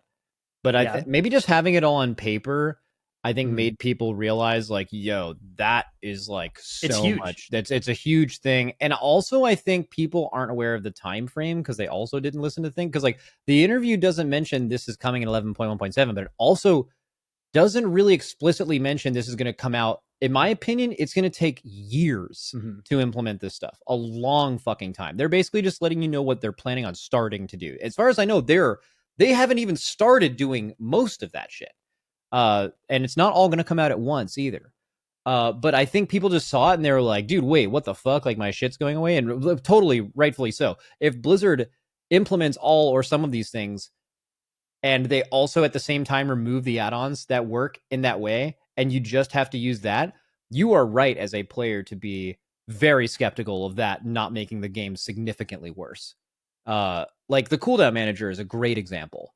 It should be what these little UI packages that you see on everyone's UIs. It's really helpful. There's a reason people have them. It's very good. It makes you better for sure to have better information displayed to you. And it's terrible. It doesn't work well enough, right? So like you're looking at that like, all right, well, the cooldown manager is like Blizzard's first attempt of like kind of doing any of this, and it was really bad. So like you're gonna do all of this, and like what happens if all of this is bad and I can't use these add-ons anymore? Like this game is going to be significantly less fun for me, a Mythic Plus or Raid player for sure. So I came to I want to hear what you guys think, but I came to a pretty strong conclusion after looking at it on stream that I feel like they have to do something that they, at least when we were talking to them, did not commit to do. But I think there's literally no other alternative. So there's a lot to cover, but I do want to say first and foremost, it's going to be an extremely unpopular opinion, especially amongst our viewers and like the type of people who are playing our type of content. Ion, I love what he had to say in this PC Gamer article thing. He said a lot of good things. That's we I have been of the like, you know, I'm one of the anti add-on Andys, right? Like I remember saying before about like it would be cool if they just scorched earth add-ons and, you know, like we just played this game without add-ons. But, you know, a lot of people love their add-ons and there's clearly a ton of backlash. In fact, you know, I talked about this on stream and like a lot of my viewers also feel like, what the fuck are you saying? Like, you know, we need these add-ons, etc. It's just like WoW players have been so conditioned to requiring add-ons to the point where they're going to look for workarounds. And like, honestly, I don't think this is going to work, right? Like, I think this will be either Blizzard fails and they're just going to, like, it's going to be like private auras, or they'll fuck up big time, at least for like the first patch of when this comes out. And then it'll eventually get good, right? Because Blizzard does have a long history of this. Like, oh, we're making X change so that we can design the game differently, and you no longer need this X. Or, for example, the player health change. Remember when they changed player health or healing? One of those two, where they made healing effectively weaker so that it's no longer as spiky. And then what happened in Dragonflight? We had like the most one-shotty seasons ever. HP bars are spiking like insane. And the tank nerfs, right? Like the tank nerfs were something where they wanted better gameplay. They wanted tanks to actually receive some healing instead of just, all right, if you don't press your defensive, you die here. Except they completely failed to accomplish these goals. And then it makes sense for players to be skeptical about any type of grand decisions Blizzard is making. But at the end of the day, like, I do support what Ion is trying to do. Like, he sees the problems. He saw all the issues that I've mentioned in the past of like, it's kind of lame when you're just doing a boss fight and the entire mechanic is, all right, you go to Diamond. And you don't even know why you're going to Diamond. It's just like, it's the mechanic. It's what the weak aura says. Or you have to do this dispel order, like X person dispels first and then B dispel next. Like that just removes the entire interesting part of raiding. And if they're willing to make these types of decisions for the greater good of the game, I like completely support Ion, assuming they're able to accomplish this. Like I'm extremely skeptical myself. I also feel like they're probably gonna fail, but I do appreciate what he's trying to do. Pretty important too. Like the cooldown manager came out and they didn't disable weak aura based UIs. Like I'm assuming when they release this stuff, they're not going to do it and be like, all right, this shit's fucking gone. Like they're going to release it and make it, like, for example, the cooldown manager right now is bad. I bet, this might not happen, but I would bet in 2 years from now, I bet the cooldown manager will probably be really good because they've made a lot of things that have released that are great now that released in a horrible place, and 2 years later, like it's just so common that they release something in its intention and it's bad, and then it just becomes way better over time. Almost nothing is released like great, which it's just like how it is, you know. It just doesn't happen. So I imagine none of these things will either. That's why I'm saying this is going to take years, because if they do all of this, if they make all these things, they can only like disable the add-ons at a point where they feel like all this stuff is actually working and good, which is going to take much longer. But they're trying to remove certain parts specifically, right? Like the whole CD tracking, like that's not going to be native to WoW. They just want to straight up get rid of it, right? Is what I understood. Correct. That is one of the few things that they are removing that they are not adding an add-on replacement for, and that I found kind of interesting because like in PvP, that's like one of PvP's biggest complaints. They're like, bro, PvP started to suck when everyone had these like spaceship UI that just showed you when everyone's like kidney and everything was going to come up. But if you look at PvE, like you have interrupt trackers, which everyone has had on their UI forever because that's like super basic and it's been necessary. You have people that, and I've now listened to a Dratnos video about this. I didn't the other day when I talked about it on stream, but now I have, and he made an excellent point where there's a few people in Mythic Plus at the high end who have these like stop, like they have all the stops listed and that actually matters for them. And then you have a lot of people that have it on their UI for absolutely no reason and they never look at it or call it whatsoever. It's just there. But that's me, baby. Yeah. If it gets kicked, it gets kicked. Has nothing to do with me. Yeah. So, but if Blizzard, if you're going to make the argument that here's the argument I could see where it makes sense. And I don't know if it's something they should do in PvE, but if they made it to where the content they were making for you was still difficult, but did not necessarily require you to track those stops or track kicks, I think it would be really good because it would, if they did that well, we don't even know what that content looks like. It's pretty foreign to what it is now, right? I think that would do a good job of like reducing the skill between like the very, very high end and like the average players, because like average players just do not do this and high end players have access to this information. But I also don't think that's something that high end players like. That's not a difficulty in a skill gap that they enjoy. Like, oh, you know what I can do? I can do this and also like fucking micromanage 13 stops. Like they fucking hate that shit. They just want to like. There's not a single person that actually, if there were people that actually enjoyed this, we wouldn't have that discussion earlier about having to find a player that's willing to call all the kicks and stops. Right. Like nobody enjoys that, and that's a part of the game that Blizzard is trying to actively remove. At least I assume. Yeah. So in a way, when I saw that after going through all of that line of thinking, I'm like, this could end up being a good thing, even though there is no replacement. But again, like, if it was removed tomorrow, it would suck, right?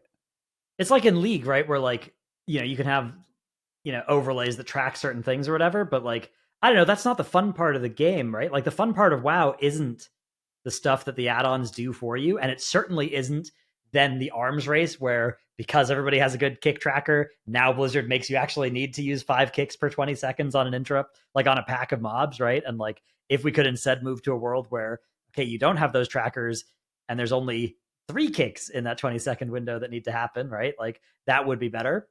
And I agree, like listening to Ian talk about this in person and reading the interview, he's saying all the right things about like he clearly has a lot of clarity about what the challenges of this are going to be and why this is a thing that's worth doing. And I think there's a lot of great reasons, right? Like add-ons suck for new players. They also suck for us, right? Like we don't enjoy that part of the game of the fact that so much of problem solving in WoW is figuring out how you can not think about how to solve a mechanic and instead make a machine think about it for you, right? Like that's not fun. It'd be much more fun if the way that you do a hard mechanic was by YOLOing it and learning some good heuristics for how to YOLO it and like coordinating with your team and developing that mind meld with your raid. Like that's sick. That's really fun. Statement M+. That's the fun part of WoW. And add-ons, the fact that add-ons do that for you is a downside. But I think it is hard to look at WoW's history over the past 10 years, the kinds of decisions that they have made where it's like, okay, we're going to take a swing at making the game better because we've identified this problem. Like that list includes the AoE cap. It includes private auras. It includes, there were other things that I had in my mind that have now escaped it. But those are, I think, 2 pretty big examples where you look at it and you're like, man, okay, they wrote the AoE cap manifesto. Like it makes a lot of sense. They, and then it just is not good, right? Oh, the change they made to stops, where it's like you have to actually kick a mob instead of stopping it. And it's like, yeah, we want this to function like it does everywhere else. Dude, like, I was such a fan of that. I saw that and I was like, bro, this makes so much sense. And it just didn't pan out. Yeah, it just didn't work out. It's awful. And it overload, like it makes AoE stop way more important rather than way less, which was a stated goal. And it super makes Sigil of Silence and Solar Beam like night and day versus not coordinating around those. So yeah, like it's hard not to be worried that the same thing is going to happen here, where it's like, yeah, this is a noble goal, but there's a lot of potential for the game to get worse in pursuit of it here. And I think people have some trepidation because despite all of the downsides of add-ons, I really love the experience of playing World of Warcraft right now. And I could imagine a world where they do this wrong and that stops being true. And that's very scary. I will say I did prefer how it was before to now, but going back would be very hard. And like, What do you mean so before? here's an example. So we're doing a friend raid. I have a friend who has never done these fights before, like knows Mhm. nothing about Mythic. And so he's asking like, all right, like what I need to know. So first thing I told him to download the 3 liquid virus weak core packs, and so he got them all. And That liquid malware, yep. yeah. So his computer started like lagging like crazy, loading all these Yeah, it scripts and blew shit. up. Yeah, and so he was asking like, how do I do Sprocket Monitor, right? Like, what's a Sprocket Monitor? And I'm like, well, there's blue and red. Just don't touch blue and red. Blue goes left, red goes right. And then just follow the weak aura. The weak aura will tell you like what bomb to soak. The weak aura will tell you like to swap sides or not. That's the entire fight. Like that's literally the entire fight. There's nothing else complicated about the fight. Like obviously there's like more nuances to it, like positioning and all. But he plays a melee, and I'm like, just follow weak aura and you'll do fine. Because like this guy's also a race to world first raider. He's a great player. He knows how to play. He just doesn't know the fights. And yeah, like that's what the fights have boiled down to. Also, like I was thinking about PvP too, like from a PvP lens.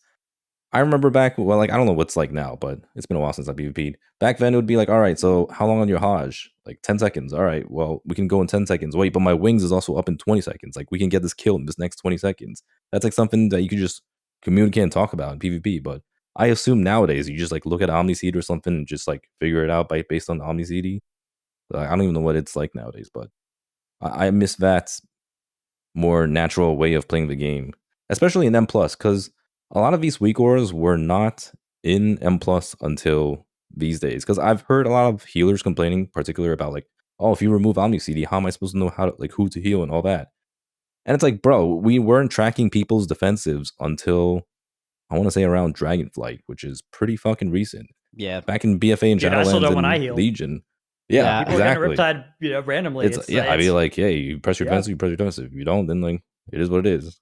We didn't need all these trackers back then. There was like just like a more natural way of Bro, playing the game. But the amount of metagame now is people just that are like looking at a volatile set of party health bars, so 5 health bars that are going up and down, and they actively make the decision to like extra heal the one person who doesn't have a defense. They look at their little fucking suite of cooldowns and they see one person doesn't have a defensive, so they get extra healing.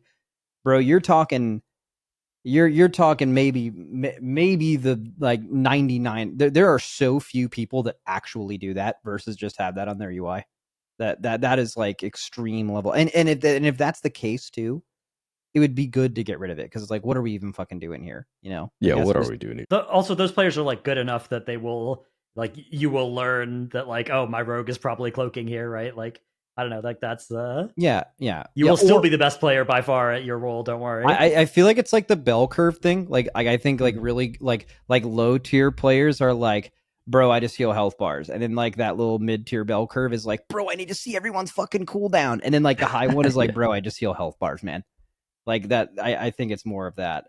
When I talked about this whole thing and I was reading Ian's thing, I came to, and I did not tell him this when we were there. I told him that he should hire or consult with like a lot of the smart weak aura people so they can try to break the stuff that they're coming out with, because I know they were able to do that with private auras. So just like pre-break it before you like release it.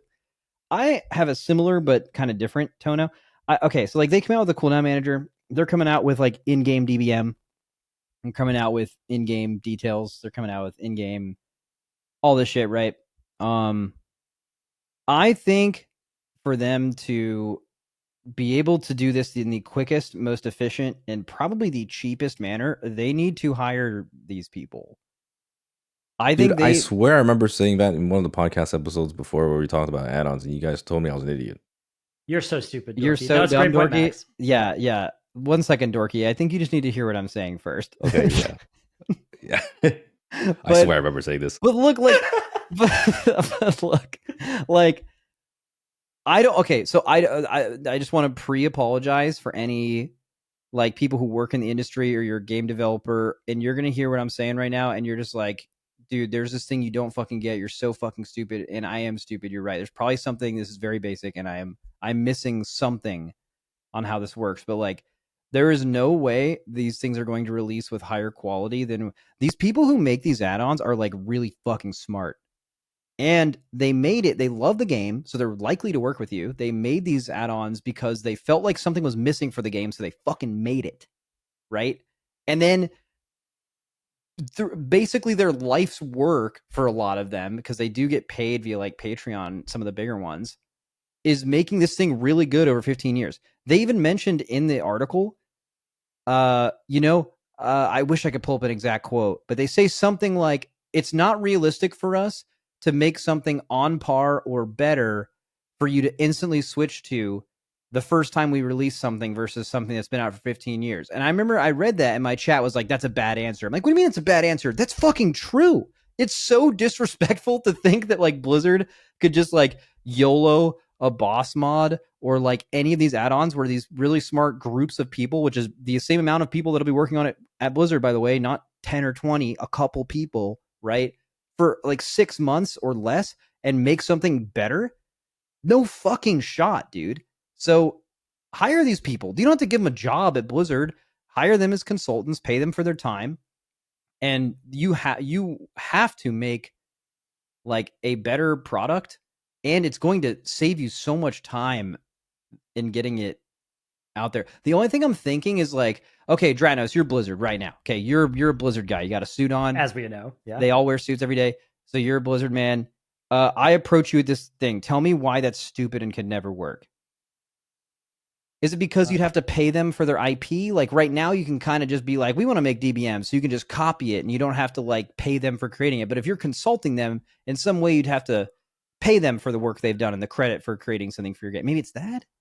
Yeah, maybe the idea is like, hey, these UI customization options are cool, but like if we ship something that's for everybody to use, right? Like it's got to be kind of different than the ones right now where people kind of get to go shopping and pick whatever add-ons they want. Yeah, I don't know. I mean, I agree with you. I'm trying to come up with a good reason not to do it that way, but Yeah. I also think that unless there's a reason that it doesn't work, I mean, I do should be feel the like way to do there it. are a lot of add-ons that don't feel like wow. You know what I Yeah. mean? Like, because But, like- I've seen like detail skins that look more like, you know, like it's from WoW, and But that's like kinda the cool, but- skinning of it is The skinning is totally different. it's Like, got to be the easy That's side true, compared yeah. to the Yeah, like back you- end or whatever. of it. Exactly. Like you could make something like the consulting they would do for them is not how it looks. It would be like function. Like for example, you'd have 2 or 3 people who are creating the in-game DBM or one of these things, something that like better buff and debuff management, like whether you can highlight certain buffs, stuff like that. And then they work with these people and they work on it for 2 weeks and they're like, dude, it'd be great if I could ask questions to these people who've been doing it for 15 years, and they like set them on the right path, or they, it's just what consulting does. It's like you're already working on this on your own, probably using what they did as kind of an inspiration. And then maybe they ran into a problem that you're running into now fucking 10 years ago, and you've already gone through it and can solve it. You're just going to save time. Right. And like you said, like why would they don't want to bake these exact things into the game? Like, what do you mean? Like they kind of acknowledge that these things exist in the game and they're really, really good, right? But they don't want people to have to go download add-ons. So putting these things in the game is exactly what they're trying to do, except with the cooldown manager as an example, they're just doing it real bad like. So I think that's got to me is like, man, I wish that the policy for this was like, okay, we're gonna release the cooldown manager, and until we have like 60% of the player base using it instead of weak auras, we're not gonna like take away the ability to use weak auras instead, right? Like that, I feel like that should be the goal. Like if we're gonna do, for me, buff and debuff tracking is the big one as well. huge, like, yeah. If buff and debuff tracking is handled badly, it's so annoying. Like the way that it works right now, if I'm actually trying to identify important buffs to my character by looking at the top right of my screen, there's 40 buffs up there. They're all shifting Blizzard? around all over the place. Yeah, default Blizzard's impossible. Like it's unplayable. It is do that, the right? singular worst part of the default UI, in my opinion. Yeah. So It's also like, there's they too should, many debuffs and buffs. yeah, they should come out with like a nice lightweight modular, like modifiable way to set up like whitelist and blacklist for debuffs and buffs you want to see, with some good defaults for your spec. And like people should switch to using that instead of using the add-ons and stuff that are currently available, because it's better, and then take away the add-ons, right? And same with like all of the other things in Raid, right? Like it should be, the goal should be like, okay, we are going to make a version that is better. In some cases we have functionality we want to take away, but in other cases we don't have functionality we want to take away. There's other functionality we need to have on our end instead of on the add-ons end in the future. But like that's not happening yet. So we're going to do all these things. We're going to get to a high level of people using these because it's better. Like, I would use the cooldown manager if it was even close to as good as WeakCores right now. I would love to. I've had ideas for like how I wanted my middle of my UI to look, and it's just like, well, it's easier to download a WeakCore kit, and like I'd have to update this every patch. But like if I could just do it with cooldown manager, and I could just have my row of like, offensive CDs, defensive CDs, movement abilities, like the way that I envision it in my mind, and it was easy to do that with cooldown manager, and it was good, I would be doing that like day one that was that good. But I looked at using cooldown manager, and it's awful. Like if I want to move one of my abilities 3 abilities to the left, like that is the amount of work that is entailed in doing that right now is crazy. So yeah, I'm worried that it would be it's a lot easier for Blizzard to break the existing stuff than it is going to be for them to make good replacements for it. And I hope that they don't do the former before they can do the latter. Yeah, and you don't even have to, like, why would removing this stuff, the main reason would be, let's get people to just like get on the new thing. Like, we need more people to try this. People are going to try it anyway. Every time you log on alpha for the first time, when you log on beta, people who are streaming this, you have to use default UI for a while, right? New PTR thing, new patches when things aren't updated. People are going to, basically just because of how the game works, are going to have to put their hands on this in some way anyway. And if it's actually good, if the cooldown manager or whatever is basically like a WeakCore UI, and it's like in the game and it's not going to cause any like frame lag or anything, people are going to use that for sure. It just sucks, right? Well, at some point they break the functionality that lets you do, assignment WeakCores and fights and stuff, right? And at that point, they're going to have to push us onto their versions of the things that use the same stuff under the hood that they don't want to actually get rid of. Yeah. And like that, whenever they flip the switch on that, I really hope that the rest of the stuff is ready, because it's very easy to imagine them doing that a year or two before they should. And that would suck. Dude, I think even when they get all of this right, let's just say whenever they flip that switch, everything is like pretty good or really good that they're trying to do. I still think the growing pains that could exist in any given season of, because we don't have trackers anymore, we don't need to design 5 and kicks in a row and stops and Mythic Plus and really difficult raid mechanics. I think trying to figure out like how far back you have to go in your design of like when you started designing for this shit, I just think it could be stuff could be crazy fucking easy. It could be like you're doing nothing. It could be way too hard to do without a weak aura, right? And it's just, there are no weak auras like the anymore. Fire Rack intermission problem, right? Where they just design as something that's a private aura, and it's like this. What did he want us to do here, man? That season is going to be a fucking movie. That is going to be. Yeah, I think if it's one season, honhonestly, I would happily accept that term. I mean, we saw how long private auras lasted for. I think it's like, okay, if you offered me, we can move to this exciting new world where the game is better and it's going to cost you one season of things being bad, I would take that deal in a heartbeat. I think the worry is that it's going to be like an expansion pack, an expansion and a half. I don't even see this being solved at all, because like there are going to be so many workarounds too, like you said, with the whole macro situation and just like having a weak aura that they reads can easily break that. Weak aura. I mean, they have to like actually break all of those. So there's a couple of things when they announced what they were actually putting in that are the things they want to have happen. And almost all of the rest of them are things they have realized that are going to have to be gone due to collateral damage to make sure that those other things cannot happen. So I actually am pretty sure that there will not be a lot of workarounds for any of the in-fight stuff that isn't like basically breaking the TOS. That being said, I'm a little scared of that though. Here's that is sketchy. I already know what you're saying. Liquid and Echo, they're gonna come up with some type of workaround for this. It's gonna be Liquid and Echo the same as well, by the way. Not more likely one than the other. Both of us. And method. Yeah, that was the issue I had with that, was that you didn't include method. So which those guys are now in expected first place, by the way. That's the I don't know if you guys have seen the roster moves. Yeah. Sorry, we should finish this and then we'll finish that and then get to that. But I like, here's something. One thing that's been really, really good has been, have you guys downloaded or have used the like liquid reminders thing or method reminders? Where you can just at any point in the fight on this specific thing, you can make a little note for yourself and it has some text speech. That is so good. Like, that is so helpful. That reduces your pull count on a boss as a raid if everyone's utilizing that significantly. Very strong. Okay. So let's say you can't do that anymore. It doesn't know when combat events are happening. Someone, I think, was it Dratnos, where you were like, you could literally play a YouTube video that sounds like. So basically, I have said that, but I'm not sure if I heard it from somebody else. So here's how you could do that. Yeah. You could our analysts or smart people can make a like web app that's outside of WoW that has the timeline of a boss and the things that happen, just as you experience right now with MRT or with the Liquid Reminder tool, and you can and when you hit like save, it'll just export you an unlisted YouTube video that you press at 10 seconds on the pull timer that will just say all your things while you're doing the fight, right? And that's not against the terms of service, right? That's something you can do. And it would be almost impossible to make it against the terms Wait, of but service. why is it not? All you're doing, Dorki, all you're doing is playing a YouTube video and marking down when at certain minutes or seconds in the fight certain mechanics happen. That is not against the rules in any way. It could never be. It would be very hard. I mean, but to they can make a rule that. according to the Blizzard admins. Like I've seen some shit. Well, what's the rule? Well, you know, like keep in mind the Race World First is not a Blizzard sanctioned event. So what are they going to do? They can say don't play YouTube videos while you're raiding. Are they going to say, hey, you never know. You know, sometimes you might use a shocking disclosure and you just get fucking disqualified for no reason. Yeah, but even then, this is like I don't know, like this. Even if they could stop the Race World First guilds doing it, there's no way they could stop an average guild. Like here's the level deal. of invasiveness that they would need to have in their anti-cheat to stop you from having a Chrome tab with a YouTube video open.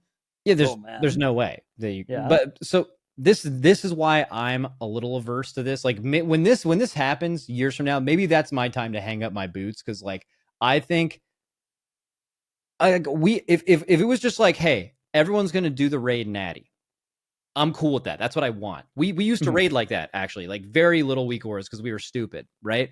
And that was very, very fun. And that would be ideal. That's what they're going for. But I know that like Echo will do literally anything to make sure they have it, which is what you should do as a competitor. Hey, well, why right? is this about Echo?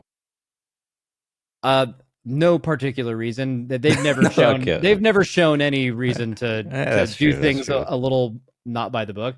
But yeah, I know they're going to do everything. And regardless of whether they actually do or not, it's just going to be in the back of my mind the whole time. Like, hey, we're ready. We're so prepared for this raid. And we're just so ready, natty. And then like, we just get fucking destroyed because they have a reminder add-on that they have working outside the game and we don't. And by the way, you would get destroyed. If any guild was using like those reminders and the other guild wasn't, you're getting smoked, right? It's so good. Yeah, 100%. So that's what I'm saying. That times every other add-on, it's just like the stress of just like what is someone going to be willing to do, and are they ever going to get caught for it? And if they do, is it even technically against the TOS? Like the example with the reminder YouTube thing, like that just sounds like an era of raiding to where, bro, it would be the best era of raiding ever if everyone did it natty. But I just don't believe that's going to happen. And even if it doesn't happen, I'm going to be so scared and stressed all the time that it will be. Because like, imagine you put in all this effort for a race and you just lose because someone does some outside the game shit. You know, I would instantly quit. I would never play this game again. Right. Or talk at this game again, you know? Yeah. I mean, it's a fucking WoW player problem. Like players have just gone to this point where this is the type of thing that's like the norm. Well, maybe not the norm, but like it's such an integral part of World of Warcraft.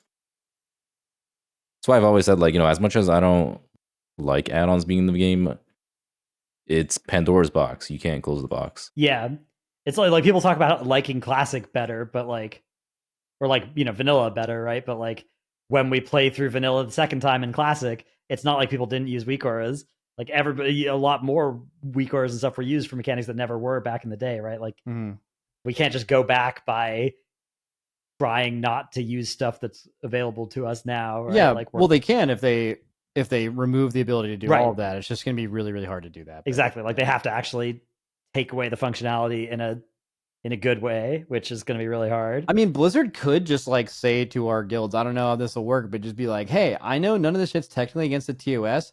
But just like if you ever want to work with us ever again, like just fucking play the game natty, man. Like, hey, Yeah. we'll do a fucking prize pool for the first time ever. We're gonna do a $200,000 prize pool for the winner of the Race World First. And if you use fucking anything, you're never getting it this rate or ever again. You're just ineligible. Bro, we'd be the most natty people on planet Earth. We like, you know what I'm saying? Like they have that might be the best way, because like when we talk about a YouTube video, if the way you do that is with like a web app that generated it, and if nobody from the guilds that would actually bother spending the time to do that are doing it, then other people. You never either. do. We need money. So Yeah. the like throwing away $200,000 just to have a slightly better chance at winning, just and knowing that like Blizzard will hate you forever. Yeah, it's just simply not worth the risk of getting caught. So you just wouldn't do it. Yeah, that seems actually really good, because there's another workaround. You know, the cooldown, hiding your cooldowns thing.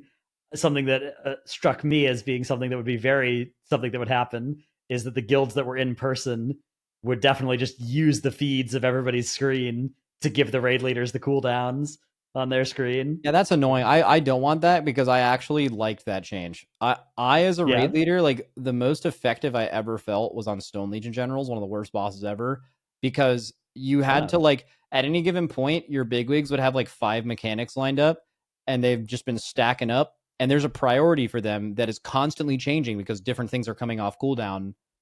And you had to memorize that, which was very difficult. There was a lot of variables, and it was never the same every pull. It was always different. And I memorized that, and I felt like I gave ourselves a leg up in progression, because like we always knew what was coming. It was never this and this and this could happen. It was this is about to happen. But even like knowing that Spirit Link Totem is available, if that's not possible normally, but like you have a Resto Shaman in your facility and you have their computer's feed going to your I know setup, how that works. It would be very easy. Yeah, I'm just saying I hope that never happens, because I really look forward to just having to natty brain remember everything. I would love to do that, and that would be a way you can outplay another guild, right? Yeah. So I hope that can be natty as well. I think you're right, though. The best way is for Blizzard to just like throw some money at it and like talk to the big 2 or big 3 guilds. Because the reality is, people do what we do. Mm-hmm. Like they use our weak ore packs. They extremely influential in the raid community, at least in the mythic cutting edge raid community, 100%. If we don't do any of that shit, people are probably not doing that shit. And if we do that shit, everyone will be doing that shit, right? So yeah, they should do that in some way. They should also pay us. Paying us would be sweet. Big prize pool, love that. But the method and echo thing. So other Race World First stuff. Well, actually, before that, real quick, look at this thing I put in Discord. I saw this the other day. It's some guy it's a bear tank timing 17 keys with an off meta comp, and the guy has complete full natty UI, like no details. Ooh, it's like he straight up just downloaded the game. Yeah, look at his shit. Yeah. Look at his raid frames, by the way. He's using the base nameplates. Like he's not even using the raid.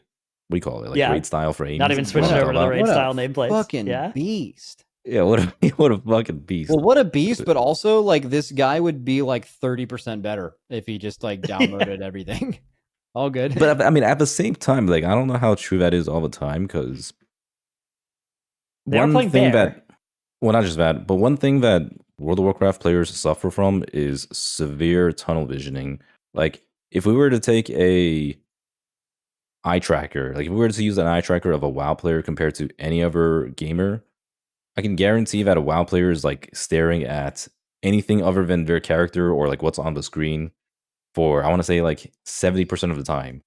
Like they're probably staring at their UI package or like their why do you think UI packages are there, by the way? That's not because their UI package is there. Their UI package is there because that's where WoW players look. Yeah, exactly. And so like removing some of those elements could make for a much more interesting gameplay, where like you're actually playing the game instead of just looking at your UI and looking at your procs and looking at your cooldowns and staring at your raid frames. I feel like this is especially true of healers. Healers are so insanely tunnel visioned. You guys know what I mean? Like, you guys never know those healers that are like. Why do you think that is, like, though? If you were to guess, because I have a theory. Well, because that's like the optimal way to play the game. I just think it's really fucking hard. Like, I think healers tunnel their raid frames because what they're Yeah. doing is fucking insanely hard. And if they take their eyes, like, think about it. If looking at their raid frames and doing what they needed to do with that was easy, they just simply wouldn't have their eyes planted on it. Yeah, and it's because the game is designed around that way, right? Like, it's because of how powerful all these tools are, where like you kind of rely on all these UI elements in order to play your class, and it probably shouldn't be that way. Yeah. Well, I mean, maybe some people do prefer that, right? Like, some people enjoy the whole like tracking your entire UI and figuring out what to hit at all times. But It's a it is minority. like I will it's say, gotten kind of extreme. I don't enjoy the difficulty in other MMOs that's like that comes from like kind of knowing in my head how long 12 seconds is for my 12-second CD so that I can like press it on time. Like, I like that in WoW I can just have that information near the middle of my screen. Like, that's something that is jarring to me when I go play like Path of Exile, for instance, is that all my cooldowns are down in the bottom left, and like I don't Well, like. it's more about like that level of min-maxing is required in WoW, whereas it's not required in other games. Well, clear, it's not required. This guy's 3.5K. Sure, I mean, okay, maybe it requires a bit of a strong word, but you know what I mean. Like, it's on purpose. Yeah, like if you're doing mythic rating, you're going to be doing so much less DPS if you're not actively like tracking the games all your simply are procs and hard. cooldowns and stuff. Yeah. Exactly. PvE WoW is actually so hard. I think that's a hidden thing. Like, a lot of like other people, it's like this is a very hidden hard game. Like, people talk about like what games are like crazy APM or whatever. Like, bro, like PvE WoW has like an infinite skill cap. Dude, we're here Yeah, talking about PvE, but I feel like PvP is even crazier. Like, PvP, Yeah, there's probably. so much happening. I feel like it's so overwhelming and it's impossible to get into. It's just like the way the difficulty exists in this game is so, it's in like such a combination of knowledge and like reactions, and that's not like, it's not like other games. I mean, those are difficult parts of other games, but WoW deceives you with how little the APM check is, right? Yeah, and like it's not how about simple the the APM. lower difficulties are and stuff. But like, think about how many players you've ever seen that are like perfect. Like, obviously no one, but like even the players that get as close as they can to it, how many of them could like do that and also shot call? Right. Like it's in like that's impossible. Like it's like no one can do that. So it's very, very hard. Okay, method and echo thing. What was your all's reaction? If people who don't know what that means, so 5 current or former Echo players joined Method on one day, like 2 weeks ago, with some big names like Now and Zalia, who had some. He was removed from Echo due to some allegations, and then Now I think left Echo before that, but like kind of had a public spat with Scripe about the Zalia thing, like sticking up for his friend, like, hey, fuck you for kicking him. And then also Clicks, Kanex, and Kush, who were all 3 of those were like very regular Echo Raiders. They played a lot. Thoughts? Yeah, I mean, it's you and Echo that'll be fighting for world second now. Method. Hashtag up the orange. Hashtag keep it yellow. Hashtag I don't know. It's that was the overwhelming like community reaction though. They were like, Method is fucking here, and there was another big moment for me where I realized how like detached the Race to World First fandom is from like actually knowing what the fuck is going on. Because like just for an example, like Echo is very, very far ahead of Method, and I think a lot of time, like currently or before that move, and I think a lot of people can see the number 2 and 3 is hard. Once someone wins and you're looking at the 2 people finishing, you can be like, well, they weren't really that far. But like, bro, Method, like Method last raid had no chance of competing with Echo. They took a step back even from where they were in like the Ansarek raid. They came pretty close in Ansarek 2 second.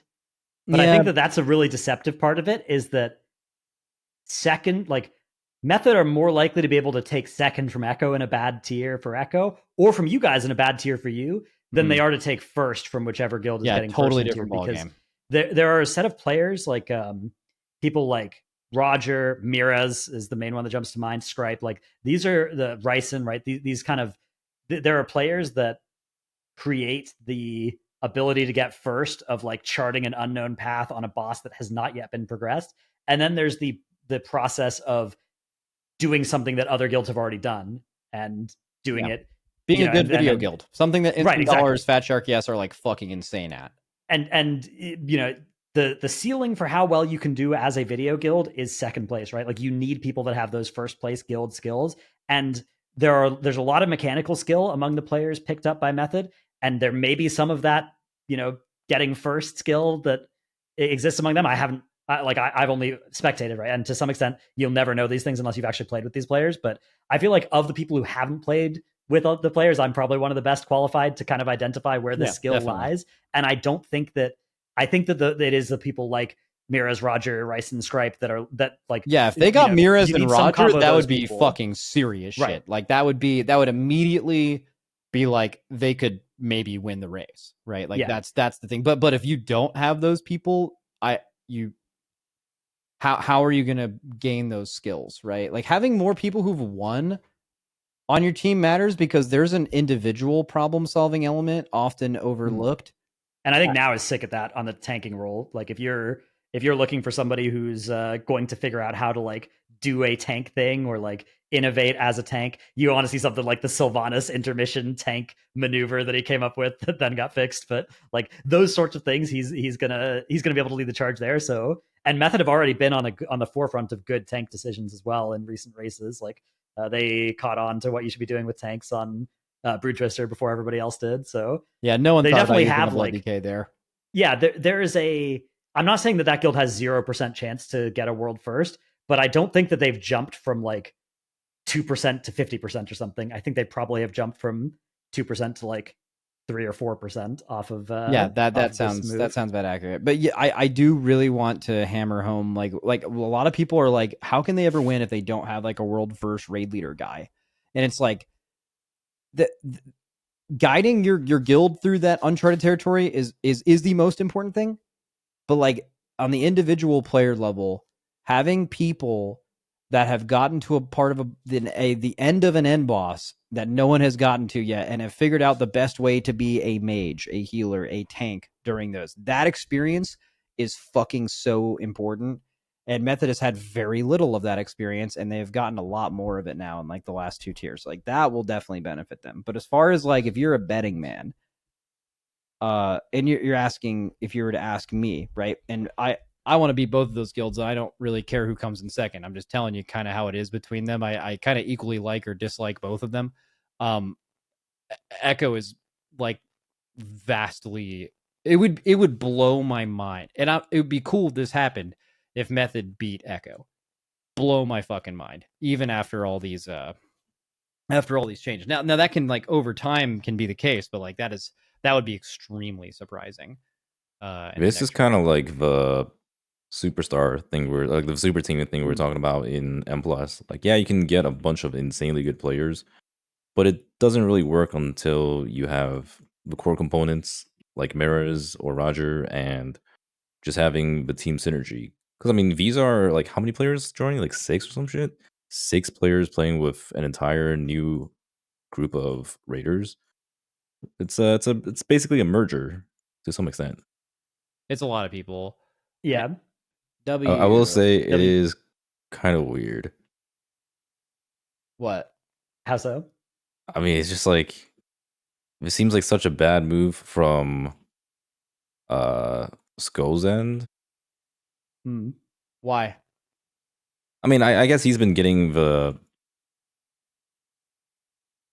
favorable opinions, right, from the WoW community. The response from Twitter was overwhelmingly positive, but yeah, it's definitely been overwhelmingly positive. That's not a barometer that one should ever look at for anything anymore.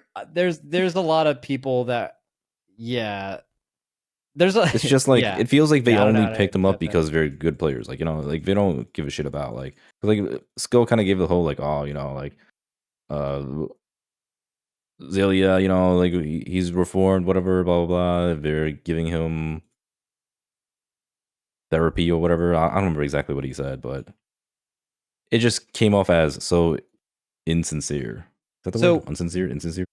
Well, that's okay. So here's the way I look at that decision. So like, first of all, Echo getting rid of Zelia. I know people have shit on Echo for this. If you're like a pro Zelia person, Echo had absolutely no choice in that. Like if they have one allegation they say they're publicly investigating and 2 more come in, you as an organization, regardless of that person's, you're cooked, right? Like that's you are. In fact, most like third party investigators, like when something like that happens, it's just like they're gone, right? Until you look at that further, and they had no, they really did not have a choice organizationally. Like basically anyone in that position had to do that. As far as method picking them up, I think SCO and them probably know that was really risky. Not as far as fans go, because like there's a lot of like Xaylia fans, so like you're gonna gain a lot of those people. Some of them not the greatest look on Twitter.com for sure, but you know you'll gain those fans. Blizzard, if I'm Method, what I'm worried about is my relationship with Blizzard, because Blizzard is already, probably unsurprisingly to a lot of you, not super like keen to work with Method, because of the like Method Josh stuff.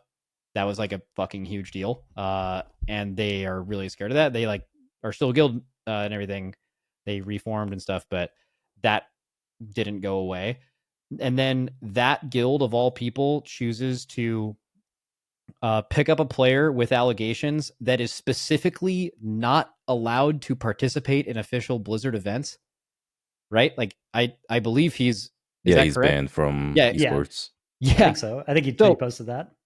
Now, the Race to World First is not a like Blizzard sanctioned esport, but having a good relationship with Blizzard matters, and like really matters. And that is Blizzard. I have not spoken to them about it. I never will. That can't be good on that side. So that's one thing. That's a risky thing. But I think what SCO's doing is swinging for the fences. Xaylia, I think a lot of people know, is a really, really good healer, right? So if you feel like you're on a short time frame, if you look at pieces, right? If you can do the like third guild thing where you're about as far behind as Method is now for like 3 years, it's unsustainable, not only financially, but mentally. You can't just keep telling yourself you can win and then not. People give up. It's not humans. It's impossible to just do that forever. Method has been doing it for a while now, years, and they really haven't made that jump. So if you're SCO, you know that picking him up is risky. But if picking him up means you also get some other Echo players, you don't necessarily need to win the Race to World First to have that business case be viable. You need to be the best European guild. You basically are shooting for Echo to die. So you take Echo's players away.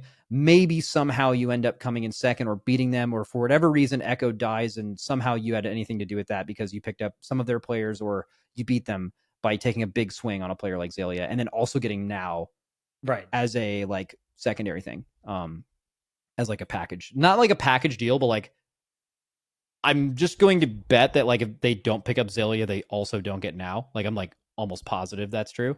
That's probably true. So you're getting like 2 for the price of 1. So like all of that risk in play, I think they have to win or beat Echo or hope Echo dies in like 2 raids. Because I mean, maybe they have some like sponsor stuff I don't know about. It's possible. That's always, there's like rumors always circulating around, stuff like that. As far as I know right now, that is not the case, where they have some like crazy oil baron giving them money. But you've made your relationship with Blizzard a lot worse. And you are probably financially, to get a lot of these players, I imagine, and as far as I know, the people that came from Echo are making more Method than they were in Echo, and I don't know if Method is currently making more than Echo. I actually doubt it. I know they made more money from they both had Saudi sponsors 2 raids ago, and Method made a lot more than Echo. I think more than double. So maybe they're still using some of that money, but that, I don't know how much of that new is coming in, right? So I think they're making a short-term swing. And if you're Method, I could see that making sense, because you don't have a long time to see this play out. That just being the third guild thing, you can't do that forever. You have to break out of that to make the business case make sense and to have everyone not quit and give up. So I think it all tracks. Does that make sense, Dorky, looking along the side of the risk thing? I think for them, this is the time where you probably take risk. I was actually thinking about the stream side of things. Like, just think about how hard it's going to go this next tier. Like, who's going to be the dominant stream guild? It's got to be Method over Echo, right? Absolutely, like between not. the two. Absolutely not. Really, bro, you think so? Bro, no. I think it'll be like if we have another tier where Echo are a boss ahead the whole time, I don't think that. I think Method will still be sitting at. So I don't think the viewership will improve. Well, maybe much for based at off least this. like the first, like maybe like Yeah, during maybe during heroic splits or week and like the something. first few. I guess there's no heroic week. Maybe. So there's some viewership that happens during the race that's like based on what you are doing at that time. So like if you are the farthest guild on the second to last boss, you're gonna get crazy fucking viewers no matter what your name was before that point. But a lot of the race you're doing what we had done the night before, but you're just an EU guild or you're doing splits. And that I think is largely determined certainly on the streamers in your guild, but like it's about the hype around your guild and your previous success. And I don't think Method's viewership gets fucking cratered by Echoes right now.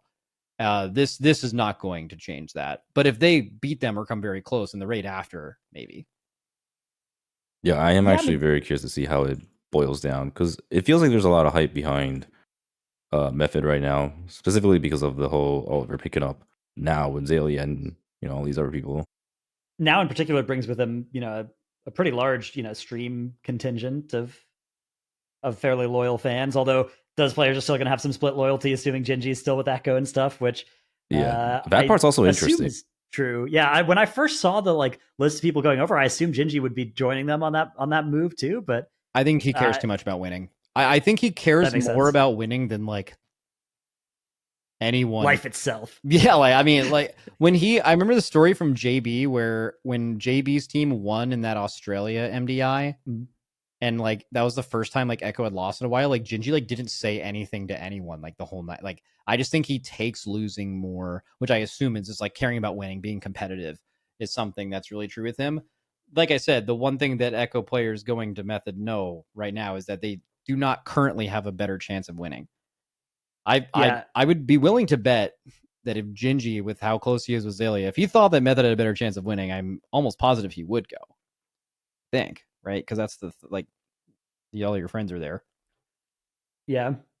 I mean, it's all speculation, and it feels, in particular, one of the things that I don't want to speculate about is the allegations themselves against Zalia, because being wrong in either direction about that would be very bad. And so we haven't done that, have we? No, I don't want to do that in my speculation, because I'm going to do some speculating now about the workings of the guilds, and I don't want to speculate on that. But I do want to acknowledge that those are very serious allegations, and some of them aren't public. I hope that the third party thing that SCO did, I got out full access to all that stuff, and they're they know what they're doing there, because it would suck in either direction to be wrong when about making a decision like this, right? That either way would be really would be bad. Although I would definitely be worse, especially for Method, given their history, to be wrong. Oh, it would be with the decision they've made right now. So. It'd be terminal if it'd be So that might, I don't know. Again, I don't want to get into that because I don't have any knowledge of any of the private stuff or anything like that. The other thing I don't know about, but I do have some, the reputation of the guilds on, is historically Method has been a guild that and an org that has been more effective at doing the sponsory stuff than Echo has, right? Collecting, especially relative to their prestige that they should have for the world rank that they have, right? And they have a big brand. The players that are on there, they have converted a much less good on paper resource into, I assume, similar or maybe even better financials. I don't know that for sure, but they're that side of that org seems like it's doing really well. So, and that makes sense, right? That's always was something that was true about Method even back before the Josh thing, right? So I think that they're, players may also be making a calculation that's hey, financially, we think Method is going to be sustainable and Echo might not be, right? So we'll make that hop over now, and at some point that may be the guild that survives and the other might die. I don't know. Again, I doubt it's a long play like that. Hey, because the one thing is players are pretty simple, right? Currently, the Echo players that went to Method are making more Meth than they did in Echo. That, as far as I know, that is true for all of them. So even in the short term, sometimes you can be hey, I could make a couple extra $100 a month and I'll be feeling and you can great. come back to Echo, at whenever that stopped being true, presumably if you're good enough, right? Which obviously depends on the player. But, yeah, it could happen. But yeah, maybe long term. I don't know about Method's business. I mean, so I know SCO and Sasha had a lot of business connects way more than I think Echo, like Scripe and Roger had the capacity to do when they went there. I think they hired like a business manager, and as far as I know, they've gotten pretty real sponsors, so they have that. So what pays your business relationships only really go so far. Like for example, if you're doing a raid and you get great sponsors and you have 10K viewers or 5K and your opponents have 50K, Echo has 50K. If you're getting paid the same, those ones that paid for the 10K viewership are going to sue you. Like that you're not giving them the value. Those are the 5 times more value. Or you don't get sued. Unlikely you get sued. You don't get sued. But next raid, they are not fucking paying you the amount that they should be paying to get 5 times more. You know what I mean? Like business works itself out that way. No one. Let's just say, like, I'm making this up. Corsair sponsors Echo and Method, right? Like, there's no way they are paying Method the same amount as Echo for 5 times less viewers. It's just simply not happening, right? Or at least after one raid, it would never happen again. And you could get new sponsors, but then that throws the whole like relationships argument out the window, because then those would have been burned, right? So I don't know. I really think Method is just saying, I think Method just put themselves on a clock. Yeah. A like 2-tier clock to win or beat Echo, or Echo dies, or I think they're dead. And from a cynical perspective as well, like if Blizzard already doesn't like them, then they don't have to worry. Like then taking an action that makes Blizzard not like you more doesn't also matter, and for them, like it would for guilds that Blizzard maybe does like, right? Like, yeah. I mean, like I remember, we did last BlizzCon. There was like some MDI, the guild clash. Yeah, there was like a guild clash thing. The guilds all made a pretty good amount of money from that. Like if that were to happen right now, there is no fucking shot Method is invited to that, in my opinion. Like at least as if I know Blizzard, they are not happy with that, right? So they are probably not included. So that is, you're losing some money in that way as well. So like I said, I think they're swinging for the fences, and not to like defend their decision to do that, but I think if you're on Method side and you're smart, you just seen what happened to Pieces. You just know you can't do that forever. Even if it's controversial, if you can live with it, making big swings totally makes sense. You'd rather make a big swing and it fail and you die than just die by 1,000 cuts like Pieces did, because it has followed almost that exact same trajectory. So I get it. Also, overall, is this a W for Race the World First viewing experience, or is it more of like a... I think there's going to be a lot more people involved in the race that are the worst people you've ever met. But I don't know.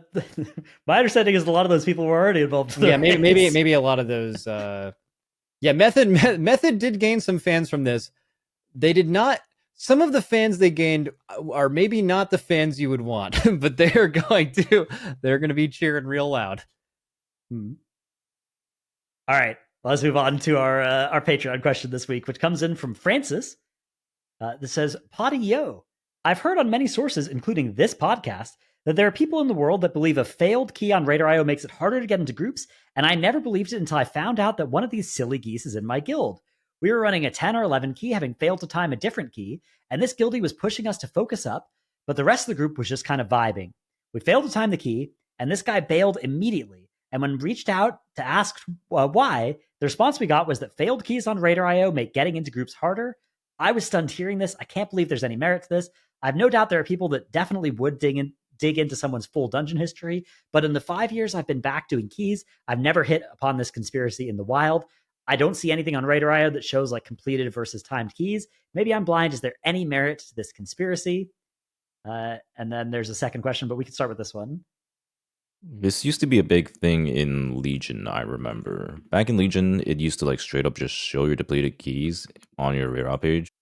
And I was like big in pugging back in Legion, so like I knew very well what the situation was like. But ever since then, they don't show depleted keys like in your recent runs anymore. But if anyone digs around in your actual runs, then it will show. But I mean, like that is so rare nowadays. You would have to find some absolute degenerates that are especially like digging through their entire.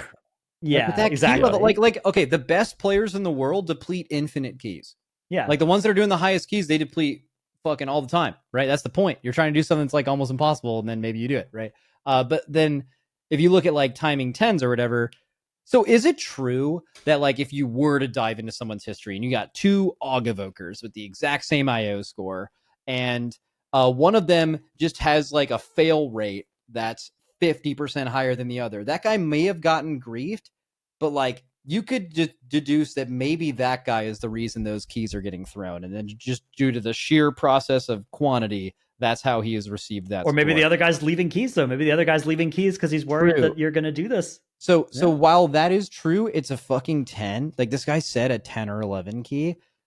I ain't no fucking way someone's inviting someone to a weekly 10 and goes into their Raider IO and looks for fails. I know we can be out of touch. Maybe I'm totally wrong here. I actually don't think that's happened like this season. Like if someone's done that, they did it on accident.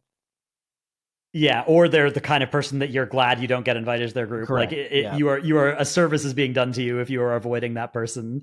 In Maybe the group it's finder. they just like really don't want their 10 to be a weekly no leaver. Like they just want a smooth sailing 10. Yeah, But this guy left afterwards. At least he didn't leave during the key. Once he realized it was going to be failed, that's the corny thing to do. I mean, so I get the argument that there will be group leaders that just want to invite the best people possible, right? But I don't actually think there are people that will pop open your Raider IO page and not look at just your best run of each dungeon, but actually look through and be like, ooh, did you deplete any of these? Like, no, there's no way that you would do that, right? Like, I also just don't think that that's something, especially at that Keystone level, that any group leaders are actually doing. And if they are encouraging the behavior of hearthing out if you're going to lose a key instead of finishing it, which is, worse, right? Like that's literally worse. If anyone wants to incite violence on twitter.com or WoW forums, what you should do is Raider IO should release an update for their add-on that actually shows the fail rate on the tooltip when you hover over someone in the group finder. And you don't even have to actually make this part of the add-on. You just have to make a fake screenshot of it and just put it on Twitter and just have some random no-name account be like, this is a new Raider IO feature, and it'll be all we talk about for like 3 This days. would be like the Archon shit. Oh, dude. Yeah, it would be so much worse than that, because like that actually would make people start really doing this That thing. would own. Like, people would hearth out of keys if they were getting close to depleted. In fact, they would do it earlier, or they would stay in and grief it until other people left, just to make sure that you didn't 4-man it and win afterwards, and like put it on crazy. your scorecard, right? Like It should show how many Brazil keys that person ran. So, I mean, this guy's like some pretty high timed keys, but they're all just Brazil keys. Yeah, Raider IO should also introduce like an escrow service where you can mail your gold as your payment for doing the resilient keys. That go to the resilient key group masters. I don't know if you guys have seen this, but people in group finders are charging you for runs of their resilient keys now. There's some real degenerate crazy. behavior going on with Brazil keys. Yeah. And Dorki's part of it. That's right. Nope. I mean, again, I think resilient keys is still more good than bad. Dude, the LFG thing where people are trying to charge you for them is definitely on the bad side of it. All right, what's the second part of the question? The more interesting question for our lovely pod centers and Franck is, what meal is your go-to comfort meal and why? For me, it's a pulled pork sandwich with coleslaw, as it teleports me back some of the family trips we'd take when I was a kid. Thanks and much love in advance, and padios. And Franck says my comfort meal would be a meat stew. Of course, European. If that's European. Kind of all their foods there is just some variety of meat stew. So is this kind of like that YouTube, like your last meal or whatever? You just like talk about all the food you really like. Do we have to pick one thing? It's comfort meal. Well, so there's a I don't think difference, it's like go-to comfort meal isn't the best thing ever. It's the thing you eat often. Yeah. Because I have an instant answer for this. Yeah. I have like 2 or 3 things, and it's changed in like the last year for me because of different reasons. But yeah, let's hear y'all's first. Me, just Chipotle burrito bowl. Oh fuck, that might be mine too. That's like if I just need if it's like a day and I have to eat something, that something has to beat that. That's my default for sure. I don't know what it is for me. You go first.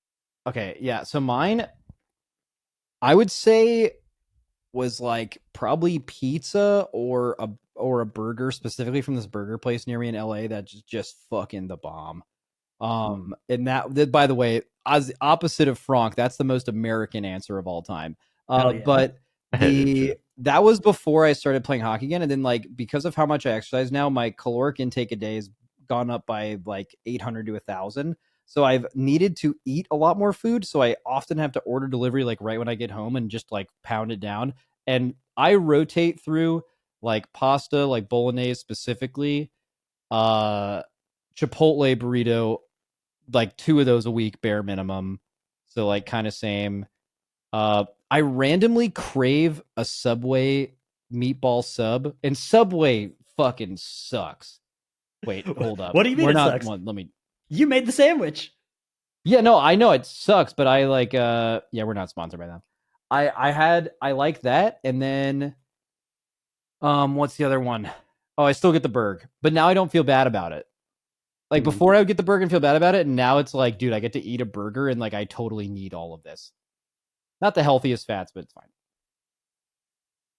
All right, Dorky. Yeah, I was gonna you got go some with time to think? pizza too. I was gonna go with pizza, but I don't know if I would consider that a comfort food.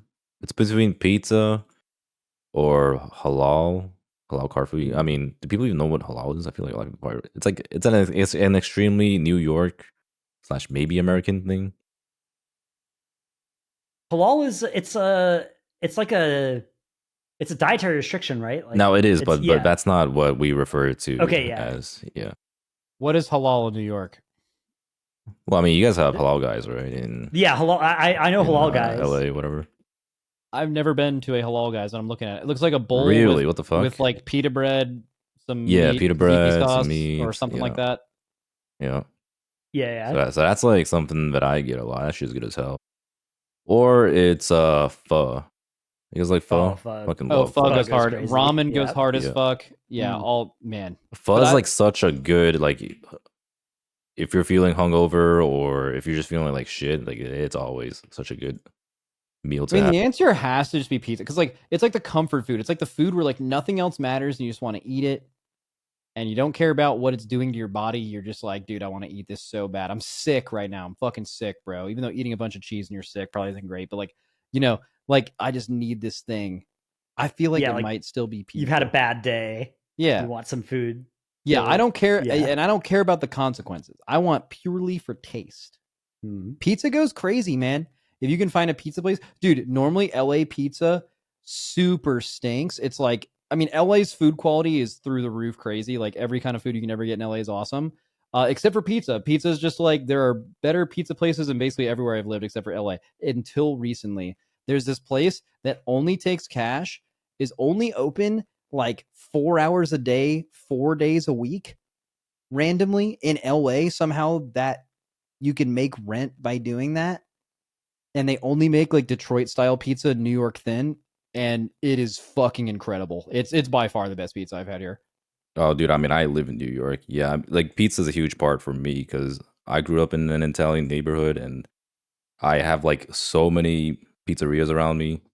In fact, one of them has gone viral on Wait, which TikTok. one? It's actually insane. I was in New Crispy- York recently. Maybe I went there.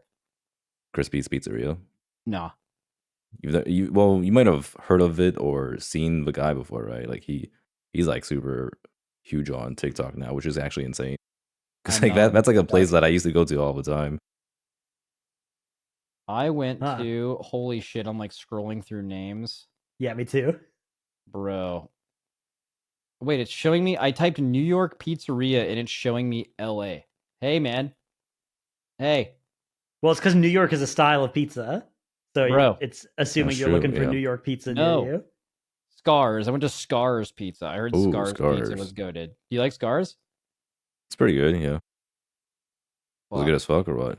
Yeah, it's pretty good. There was another one too, but it's like closer to the bridge. Let me find it. I mean, I've had a slice of Joe's before. Joe's I feel like is overrated, but you know it is good. Yeah, I will say New York style pizza is definitely the premier style. Like the Chicago style pizza is unacceptable. Okay, That deep is a dish pizza crazy- is just a different. It's just a different. It shouldn't be called pizza. It's like Yeah, it should not be closer- called It's like pizza. closer to lasagna, and it's also way too much food. Yeah. But It is good though. Yeah, It but just- like if you're like, I want pizza, and somebody gives you one of those, it's like, this is not. Well, yeah, it's just what not I asked pizza. for. Like if you were like, dude, Yeah. I want pizza, and someone gave you this, you'd be like, It's pie. why did you Yeah. why did you give me this? This Yeah. this is just not what I said. You could have given me like broccoli. Be like, I thought you were giving me pizza. Like just a different item. Detroit's good though. I feel like Detroit, if you've had it, Detroit pizza is definitely creeping up there for me for like really well made. That's Detroit like the pizza. square cuts. It's like square cut. It's a little thicker crust, but it's nowhere near kind of Chicago. crispy. On Yeah. the edges. Yeah, okay, yeah. It goes kind of crazy. I like that one too. Yeah. All right. Well, on that note, that's going to be the end of this fucking surprisingly long podcast. bonus episode. I mean, we of did have a lot PoddyC. to talk about. There was This lot is a to bonus cover. episode? Well, Wait, not really a bonus episode, but No. episode. We haven't done one of those in a while. in the sense of like, hey, you got an episode, so be happy, everybody. Yeah. It doesn't always happen. You know, We'll I be will back say, next week. Go ahead. I am very happy to see all the support that I get for the fucking injustice I got. Oh yeah, you had at least from what I could tell, like 90. There was almost no one that was like dorky fucked up. It was like almost purely positive. It's just Tettles. Except for over there. Tettles, yeah. Like some Yeah, fucking everybody idiots out there, but Yeah. Yeah. Yep. Shout out to all the support. But also, this is like the first time I've seen people siding with the person that got fucked rather than like Blizzard should have DQ'd these guys. You know what I mean?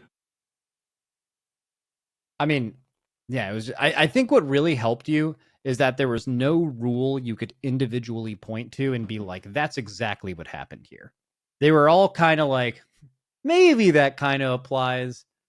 And it clearly they just like overreacted, or it was the, what we said before. They told a team no and then didn't tell you that. Absolutely insane. All right. Get on, fuck the bench. Justice for Dorky. Yeah. Poddy, good night.